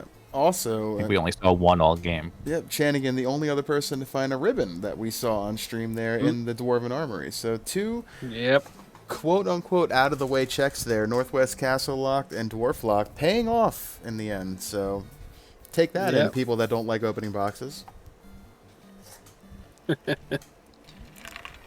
No, I was still looking for a ribbon when I checked Dwarf, and Dwarf Lock, there's too many chests to just skip them, so that was a no-brainer to check them, even if it cost me 20 seconds. I'm like, yeah, I don't mind. You'll hear me on the watching it back going, I wonder why he's doing this. There's literally nothing, and as I'm saying that there's nothing you could need, it's like, oh, nope, that's what you could need. Alright, Velik pulling the Fun Dead pack. Getting good rolls of this Harm 7, but just too much damage coming out from the rest of this this grouping here. Hoping Velik chooses to go the other direction on the Fiend refights at this point. Mm-hmm. That Meteor 7 coming out is pretty intense. Yeah. With this Fun Dead pack, you really got to get there with more than one party member up to really stand a chance. I feel like you absolutely need Invis 8. Mm-hmm. That's too bad it's level 4, so then I can't learn it. Mm-hmm. But yeah. No, Invis 8 was one of the best spell I had. That and fast too. Yeah, the magic was super kind. Invis 8, Oh, yeah. Fast 8, Temper 8. I don't think I saw anybody pick up Halt 8, but that's a really great spell and weapon spellcrafter as well. That can literally stop a fiend dead in his tracks from attacking you. So it's pretty powerful. Oh. Now I'm intrigued here with Velik checking Toph locked stuff that maybe, just maybe, he's going to go to Northwest Castle to get the free chests there. Yeah, he's turning around, so maybe. I could see him going to some of these key lock locations here, like Dwarf, like Northwest Castle, just to try to see if he can get something on the cheap, and he's going to get something that's going to change the game for him if he can find it. Never mind. Up there? No. Never mind. Turn around! Velik, no, their boat's fast. Don't do that. Okay, he's gonna go for more getting levels. Yeah. Okay. Yeah. Well, this is also a cure-all, but not. I understand why, right? Because you want to be able to eat those 2 meteors, but the best defense here, I think, is a good offense, right? We get rid of one of those liches right away. Yep. And Lich is pretty thick too. I think we saw he had well upwards of about 1,500 HP. So Yeah. you're gonna need a few casts of Temper off to swing him down. Don't go for the phantoms. Swing on those liches. Oof. So I understand why, right? Why you might want to go for the phantoms, right? You got four of them hitting you at 100 a clip. Get that Invis 8 off. That has to be win condition here. I think Tetron just did the same play. I think you did the same thing, Chanigan. Maybe you parked there at the Matoya dock to walk over to Temple of Fiends and there was no bridge. Yep. I'm like, wait, Yep. no. Yep. It's such a great little Going play back. right there, and when you don't have that bridge, it's just like, oh boy, okay, sure. At that point, I might just go straight north and around Marsh Cave to the west because I hate this Melmond loop. Yeah. The speedboat, though, I mean, it makes routing mistakes kind of not as obvious because you got airship speed on the seas, and it feels like to me that you are just going twice as fast as you would with an airship. It just, I don't know why, it just does. So off stream in Race Time GG, we just got our second runner, Devious, coming in with a 127.07. So a good game to him. I'm sure having some of the similar problems, if not the same problems, that our runners on stream are having. Yep. That Fun Dead pack is definitely a punch to the face. Which I was so excited about for the last hour and a half, and I am super glad it happened. Because it really highlights some of the things that you need to recognize as being different in an Irongol match, right? Like there's some crazy flags that go on, but then they're intentionally crafted to make you think a little bit outside the box. And I think 2 liches and 4 phantoms make you think outside the box.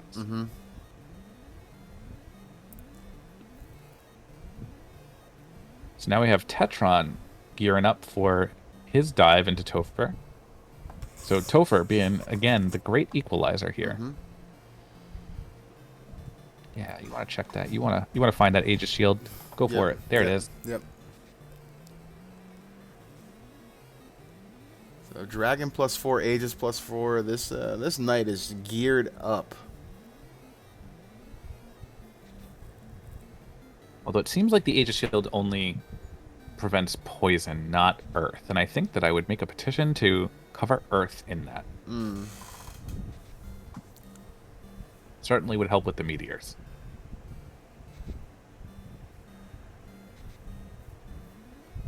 So on Poppadux's side, I saw wall 6. I don't think I saw that on anyone else.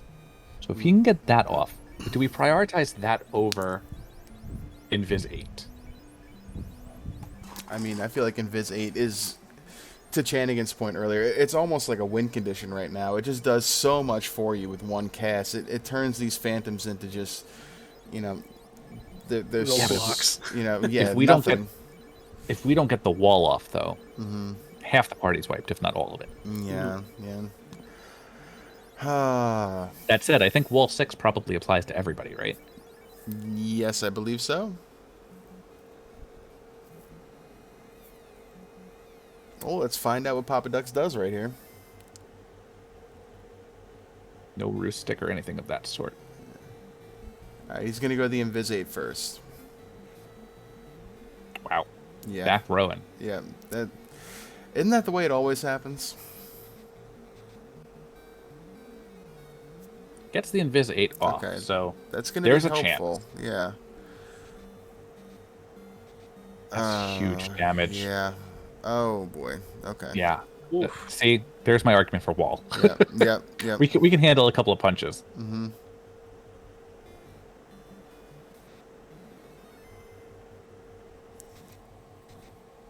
Oh, we didn't see imps with crack until an hour and a half in.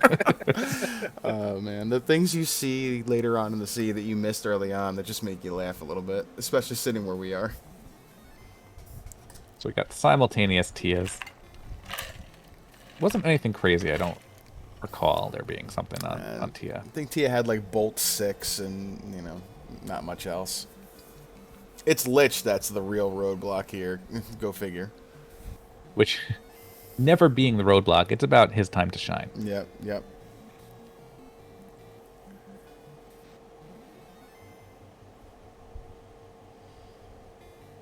Not sure what weapon that Pat over there is swinging for Tetron, but oh no! Oh no! What a misstep! Okay, well we did it once. We can do it again. You see that menu pause though, where he's just contemplating his life decisions. Yep, I knew that was coming. Yep. Too many resources to not just go back in. Poppadux. That's unfortunate. Into Marsh Cave. Not sure what he's doing down here. Maybe going for the incentive item, hoping that it's something that he can use. Was Marsh incentivized? Marsh locked was, yeah.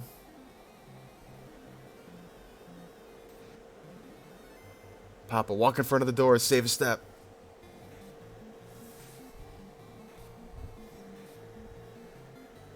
All right, we got another attempt at Lich and Phantom. Harm 7's coming out.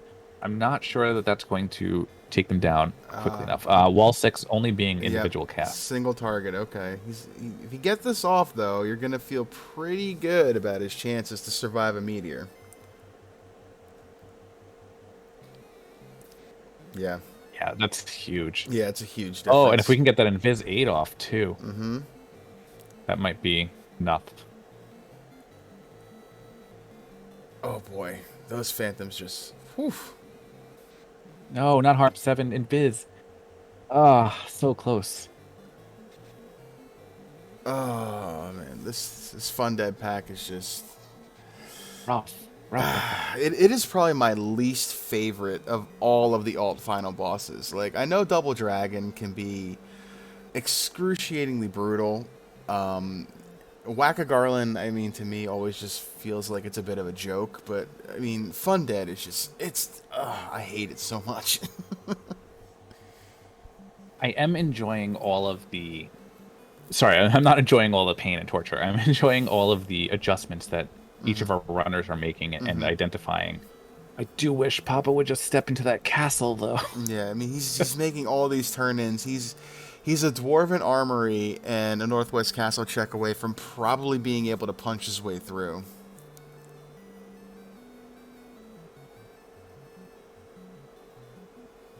Okay, so I think the ribbon is... He's going to get his ribbon. Okay, so that's something. That's going to incentivize him to go back in again. I don't know that that's going to be enough. It might be, actually. If you get the Invis cast off and the ribbon. Yeah, it might be. Yeah, Gotta be a better weapon than a steel sword. Yeah.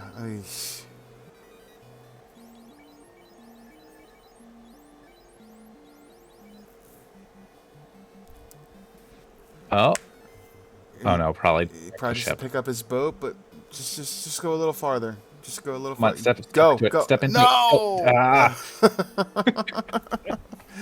Turn around! So close. If he goes to Dwarf Lock right here and doesn't go to Northwest Castle, I'm gonna shut up.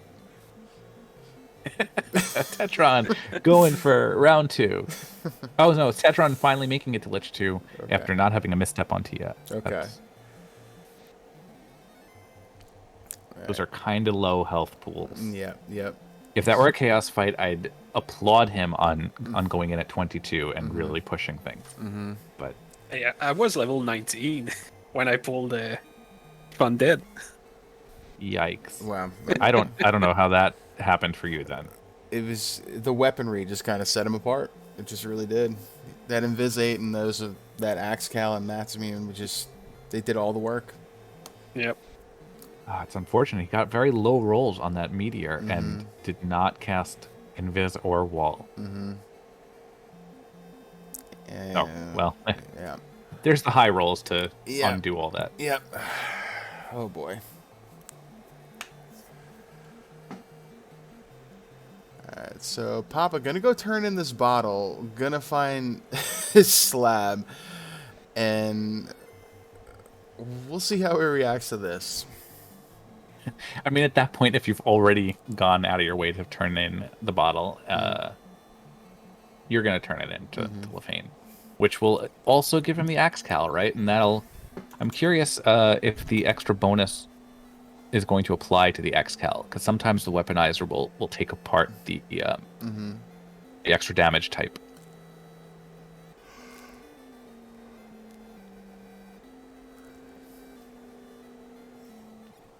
But weapon and elemental damage type bonus is 25 here. So if we have that and we get this kind of extra damage to undeads, which very likely could be in a weapon shop, right? We have runners typically won't be looking in weapon shops with all the gear that you loot along the way, but with Weaponizer, there might very well just be a reasonably strong versus undead weapon.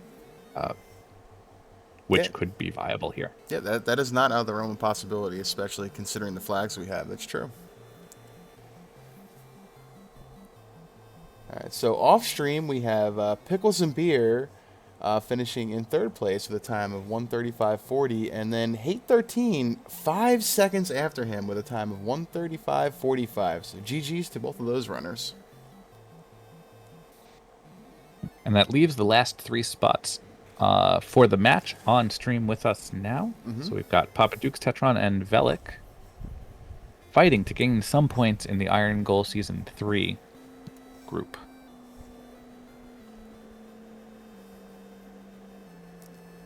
So having not been in Irongol prior to this season, I was very happy to find out that this is one of those kind of just not really explicit tournament. It is a season in which we can just keep rolling new flags, rolling new seeds, challenging each other, and moving along in a kind of, what is it, live rank, I believe.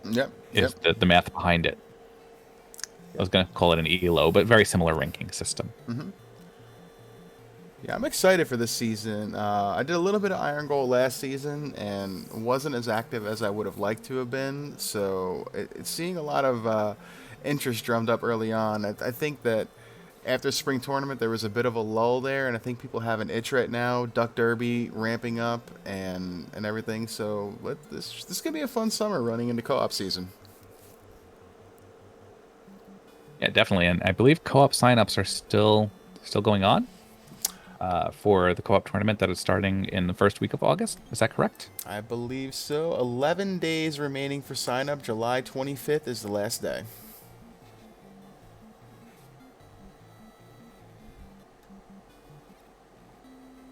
All right, so Poppadux getting his Axe Cal from the Lefanians.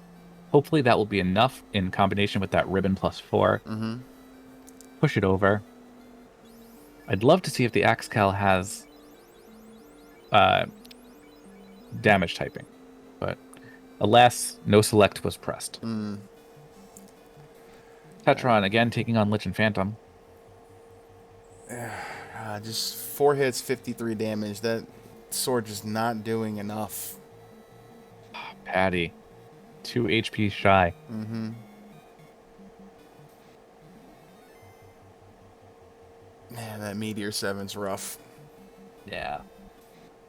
It's kind of sad. I was joking with him before the match because I remember last time I had watched him on stream, also with an alternate Chaos fight. His was, I believe, Warmex and Evil Men. They just all started out by casting Fire 3, and it was like wipe after wipe after wipe, and this is not much different. Yeah, I forget about Warmech and Friends. That can be just as nasty as the Fun Dead pack, but for some reason it just, I don't know. The Phantoms always seem to roll up to like 500-600 HP. They don't go down to a single nuke or fade when we're rolling with normal spells. It's like sometimes the Evil Men do. It's just, yeah. Yeah, their stat scaling is way higher than an Evil Man, I believe. Mm-hmm. All right, so we have Tetron going back down towards Earth Cave. Maybe gonna check the Hall of Giants here. I'm not sure what he'd be doing.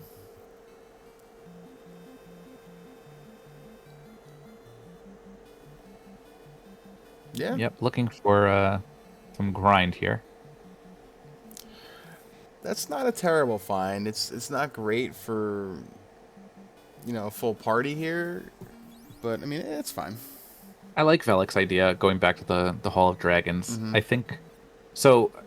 I started to bring the point up earlier. I don't know if I actually got it out, and I apologize if I'm rehashing it. I think that when you bounce out a Topher, right, that you have 2 really major avenues to go down. It's am I underleveled and I'm dying because I don't have the health, or am I just not equipped properly? And I think that they're misattributing these really big meteor hits to just being underleveled.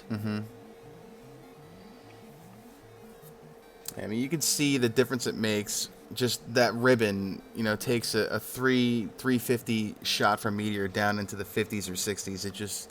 It cuts it into like a 10%, or 15, 20% what it was. It's such a difference. So I don't know. Right.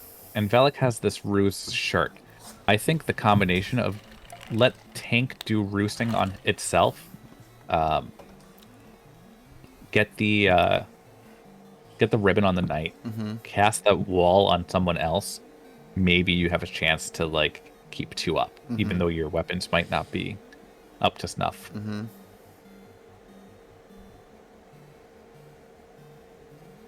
So Tia 2 again, not really a big deal here, just sort of an inconvenience along the way. Yep.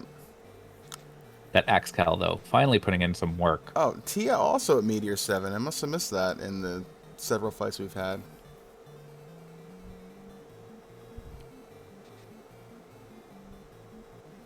Yeah. Huge swings coming out now. Yeah. So it must feel good on Poppadux's side to get that Axe Cal, but now we're going to need to make sure that translates into an appropriate kind of, and lucky, really, ordering of spell casts in the next battle.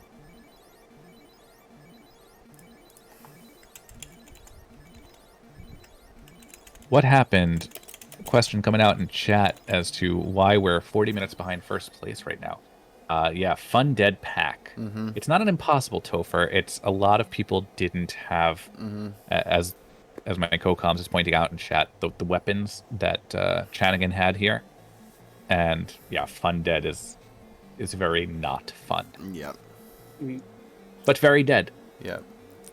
Alright, so Poppadux gets the Invis 8 off, gets a fast 8 off. Okay, so this is very promising. He's got Gotta the ribbon swing on on the that knight. ledge. Yep, yep. All right, so there's the Oh, meteor. Gonna good. send down the party. But But not really. If we get another turn off, Oh, he gets a temper off too. This is good. If this other Lich decides to not throw out meteor and he can get a cure off. you got the invis out. Hit the Lich. Yes, don't swing on the phantoms. The Lich.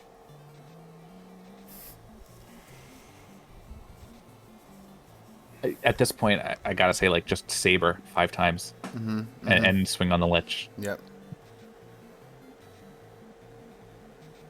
Yeah, I understand swinging on the phantoms first, but they have the nasty script. The Liches do. You gotta. Okay, cure 7's good though. Okay, this might just work out then. Okay. Yeah, these phantoms above 657 HP. They're thick. Oh. Oh no. Yep. There's the power of Halt 8 that I was talking about earlier.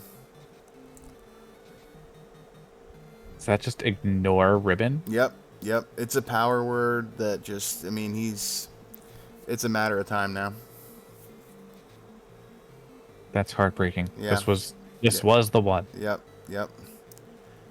I feel like that scene in the Matrix, not like this. Yep. Oh. All right, so Velik gets through Tier 2 again, has a lot of levels, and hopefully we'll see.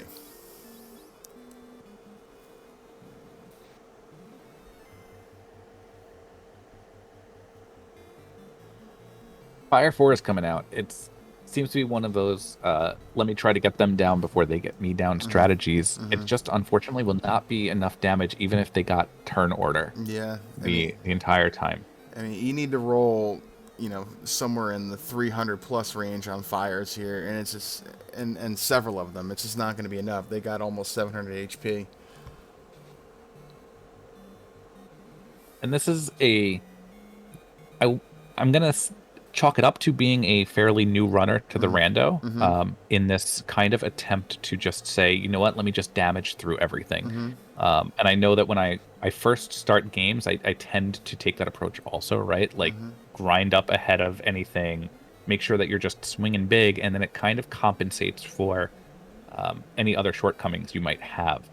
But buffing in FFR is super useful and very necessary in many cases. Okay, this is an insanely positive strategy right now. I cannot believe that this is working. Oh, wow. Okay, GG's to Velik. Wow, that was a 500 plus HP roll on one of those harm 7s. That's crazy. That is everything lining up. And again, making me sound foolish, discounting everything I just said. I don't know that that's going to work every time, as we've seen a couple of bounces there. Yeah. Definitely safer ways to go through it, but congratulations.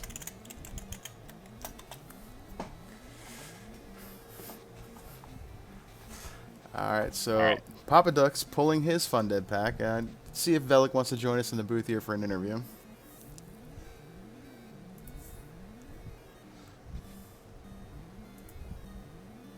All right, Invis 8's going out. Fast 8's going out. Meteor 7's going out. Meteor 7's not taking down anyone on the first go. Wow, okay.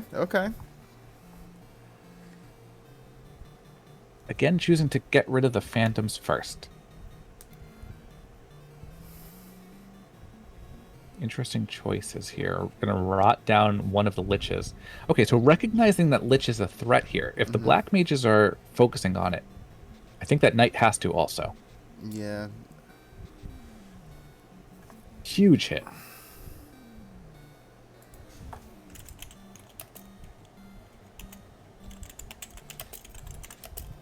Trying to get that kill 8 out. Sorry, the power word threshold is a 300 health, so that's not gonna work here. We can try it as much as we want, though. Well, once. We can try it once before you get knocked down.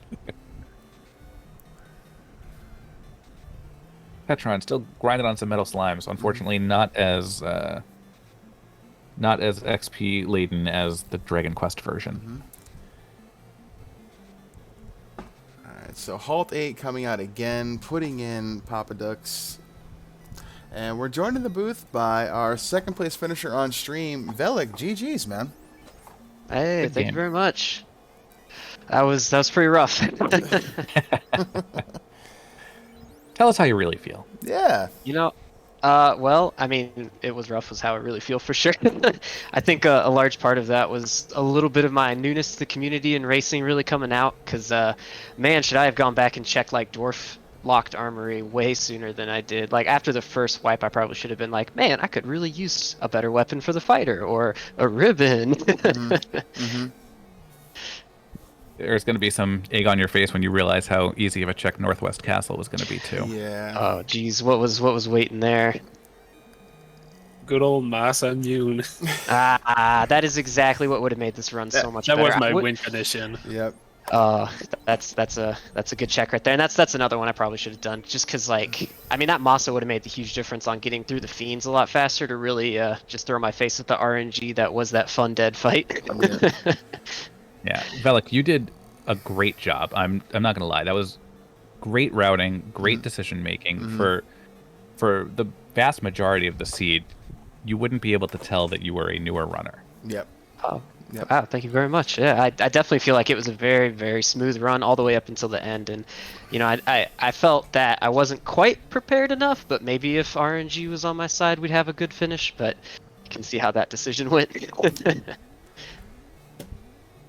Well, I would suggest that you watch back some of the VOD on this one, because you're going to find out, I think you might have been more prepared than you realized. It was a couple of minor decisions that you keep recycling, and then it just has the same outcome of getting knocked down and bounced out before you have a chance to really set up. But otherwise, I mean, I was very impressed with how you were holding your own here. You were definitely in contention for leading the pack most of the way through the seed. Wow. Yeah, I'll definitely have to watch that VOD back then. I mean, certainly any commentary on the end there to give me a stronger finish would be much appreciated. And I'm glad to hear that the whole thing up till then was going very smooth. I mean, that's about the best I could hope for, honestly. I still don't have quite the chops, for that snap decision making to think back to all those little things, those differences I could make, like the Northwest Castle play, or whatever it may be. So certainly. Oh, yeah. And between Weaponizer and the spell crafting, like that is definitely a wrench that gets thrown into this that veterans are still contending with. Poppadux setting himself up pretty good this time around. Both Liches decided to swing instead of throw out Meteor 7. He got Invis off, 2 tempers, or a temper and a fast off. So if he can just start throwing out spells here, this might be his chance to punch through.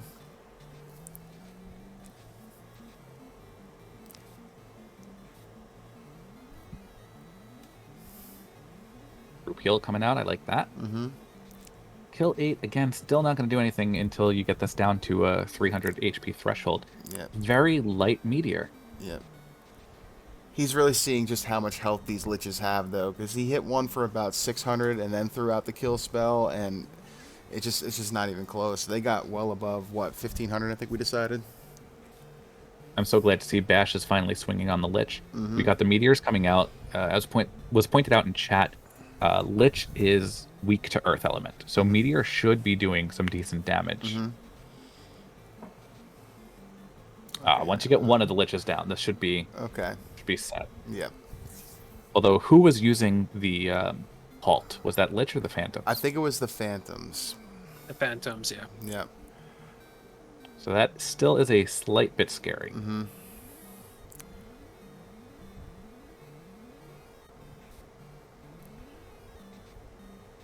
Alright, so We got both the Liches Liches down. down. Okay, here we go. Get some of those harms going off. Nope, didn't pick it up. We got fades instead. Yeah, this will be alright. This is a matter of time now.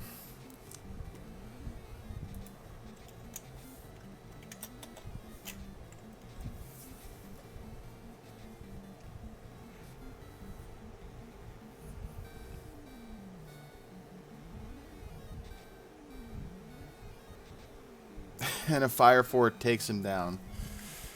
GG's in chat. Congrats to our 3rd on stream and 6th overall, Poppadux, with a 152.44.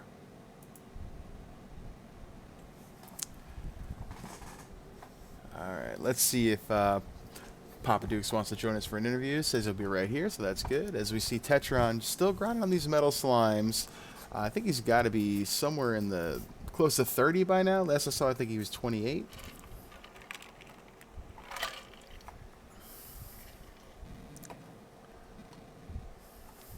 Poor Perry, taking a nap.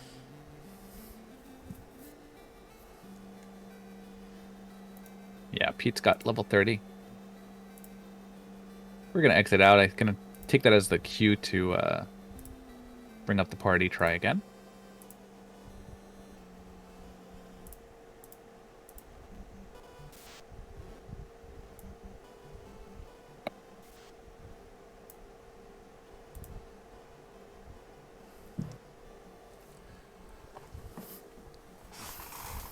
Tetron looks like he's making his way back to Temple of Fiends. Oh, bumping into those spiders nobody wants any part of.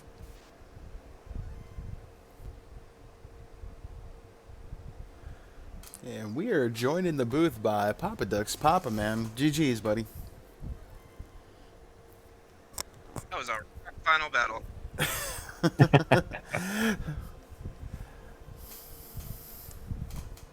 So, what's going through your mind when you're doing that?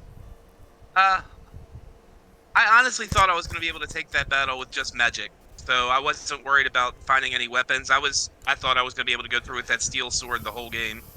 When I had a couple wipes there, I went and looked for some magic, came back, still didn't work, so I went and looked for the X-Cal because I knew that would do a little bit more damage. Still wiped a couple times. I think it was probably about 45 or 50 minutes from the first time I stepped into Topher until I finally beat it. Sounds about right. Yeah, you and Chanigan were in Temple of Fiends pretty much at the same time, just like maybe a minute apart. And Yeah. the difference was just Chanigan had the Axe Cow, and he had Chanigan. You want to tell him what else you found? Good old mass immune. Did you find it? I barely opened any chests. Yep. Yeah, it was in Northwest Castle. Yep. And he found. I Just did never- a quick. I don't think I quick ever would have check. gotten through if I hadn't checked Dwarf Cave, though, and gotten that ribbon. Yep, that was something else that Chanigan found, was that ribbon. The ribbon, the massa made a difference. It just gave him the ability to kind of punch through there, because that Fun Dead pack was just it was gross. Yeah. And the first time I came back with the Excalibur, I got paralyzed, and I didn't see whether it was Lich or the Phantoms that did it. So then when I went back in, I got paralyzed again, and I realized it was the Phantoms. So. Yeah, that's. I mean, overall though, there's nothing really to say. You were literally right behind Chanigan, right, pulling Tia 2 right before he just finished Tia 2. So.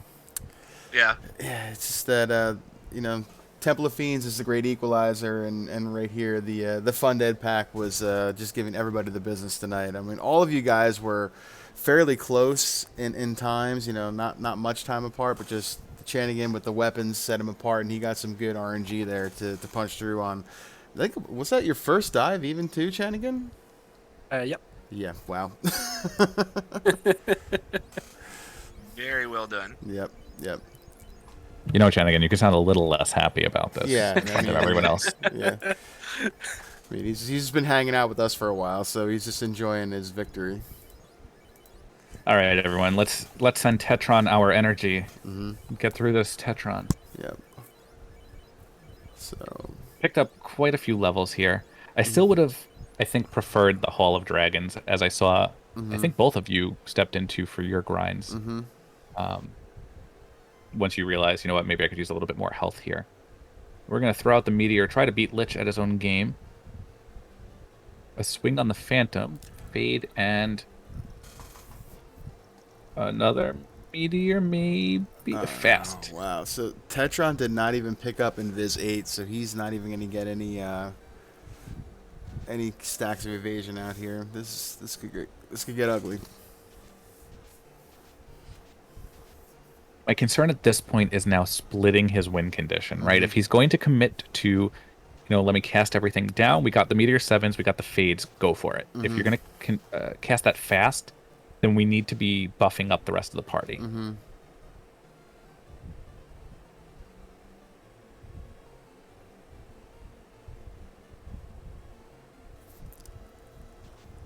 So there's that temper, too little, too 8.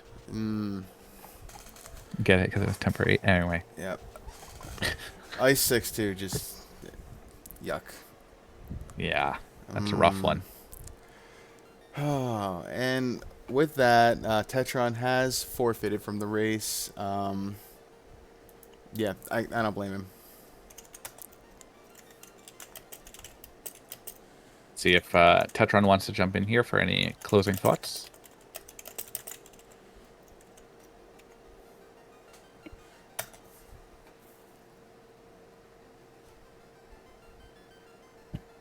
So overall, I gotta say, I'm very much in love with this flag set up until that really rough ending. But knowing that there's an incentivized Excalibur, I think that the case could be made. Like if you bounce out once or twice, now we know that we have a quest chain to follow there.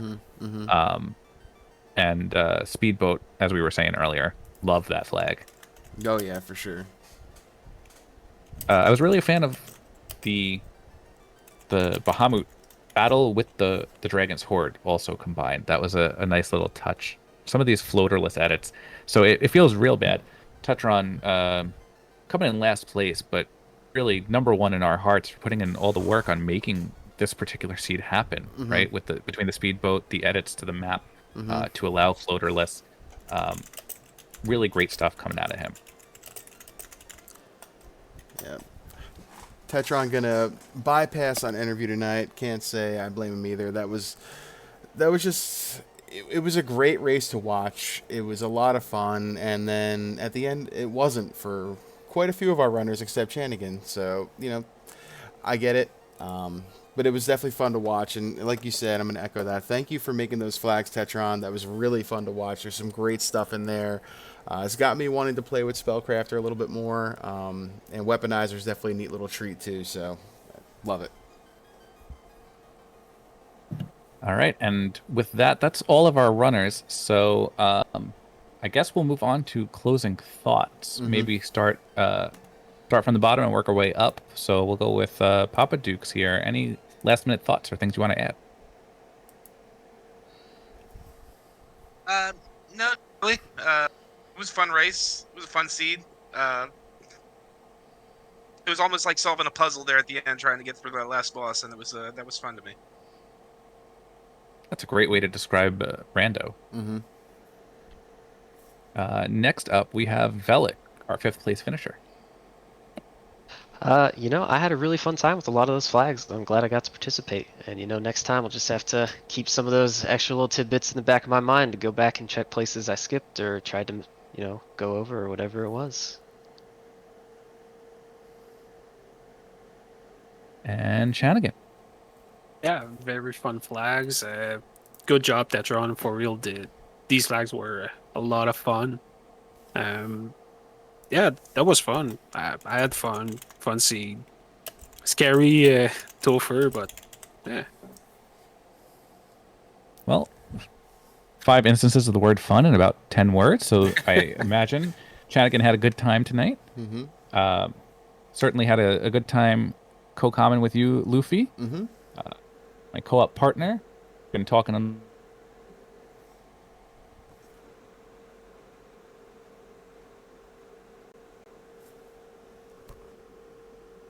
for misspeaking and keeping us on top of things. And yeah, I'll just remind everybody, it came out before. We have the co-op tournament coming up in 11 days. Sign up closes, so grab a partner, come on down, just have some fun. The flags are waiting for you. Luffy posted the link to the Discord in the chat. Thank you to all of our runners tonight for putting on this show. And yeah, Luffy, take it home.